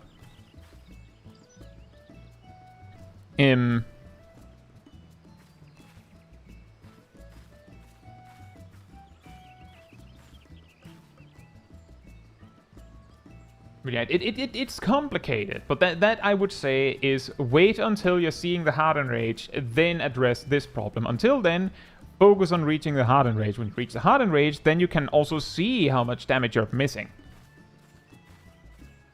And until then, I'm just saying, champion, just reiterating what I said earlier.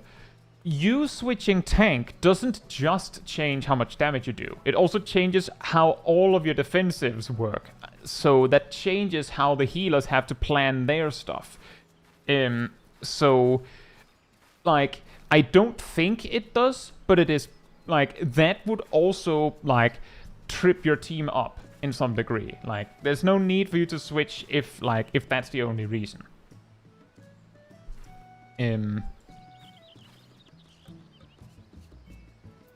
Just keep at it. But with that said, I think this is a good time to wrap it up. So, if you enjoyed this particular stream, it helps me a lot if you leave a like on it here on YouTube. That tells the algorithm this is an enjoyable stream and like other people to enjoy it as well. So thank you so much in advance. And if you'd like to be part of the Discord community server, there's a link right there in the chat. There you will find the weekly schedule where you can see what else is coming up in the coming days. I usually update it Sunday or Monday. You'll also find the announcement room with links to videos and streams when they put them out. And if you grab the reminder roll in the role assignments room, you'll get a notification whenever I post a video or stream, as well as an extra one around 15 minutes before stream starts so you can catch it right when we go live. And if you'd like to support the channel even more directly, you can become a member of the channel, you can gift memberships, you can use the super chat system, or if you don't like any of that, I'll post a Ko-Fi link right there in the chat. It all helps support me and the channel directly so I can focus on doing stuff like this with all of you. So thank you so much for the support. But that'll be all from me tonight. So good night, good morning, afternoon, or evening, depending on where you are in the world, and I hope to see you all very soon. Bye bye!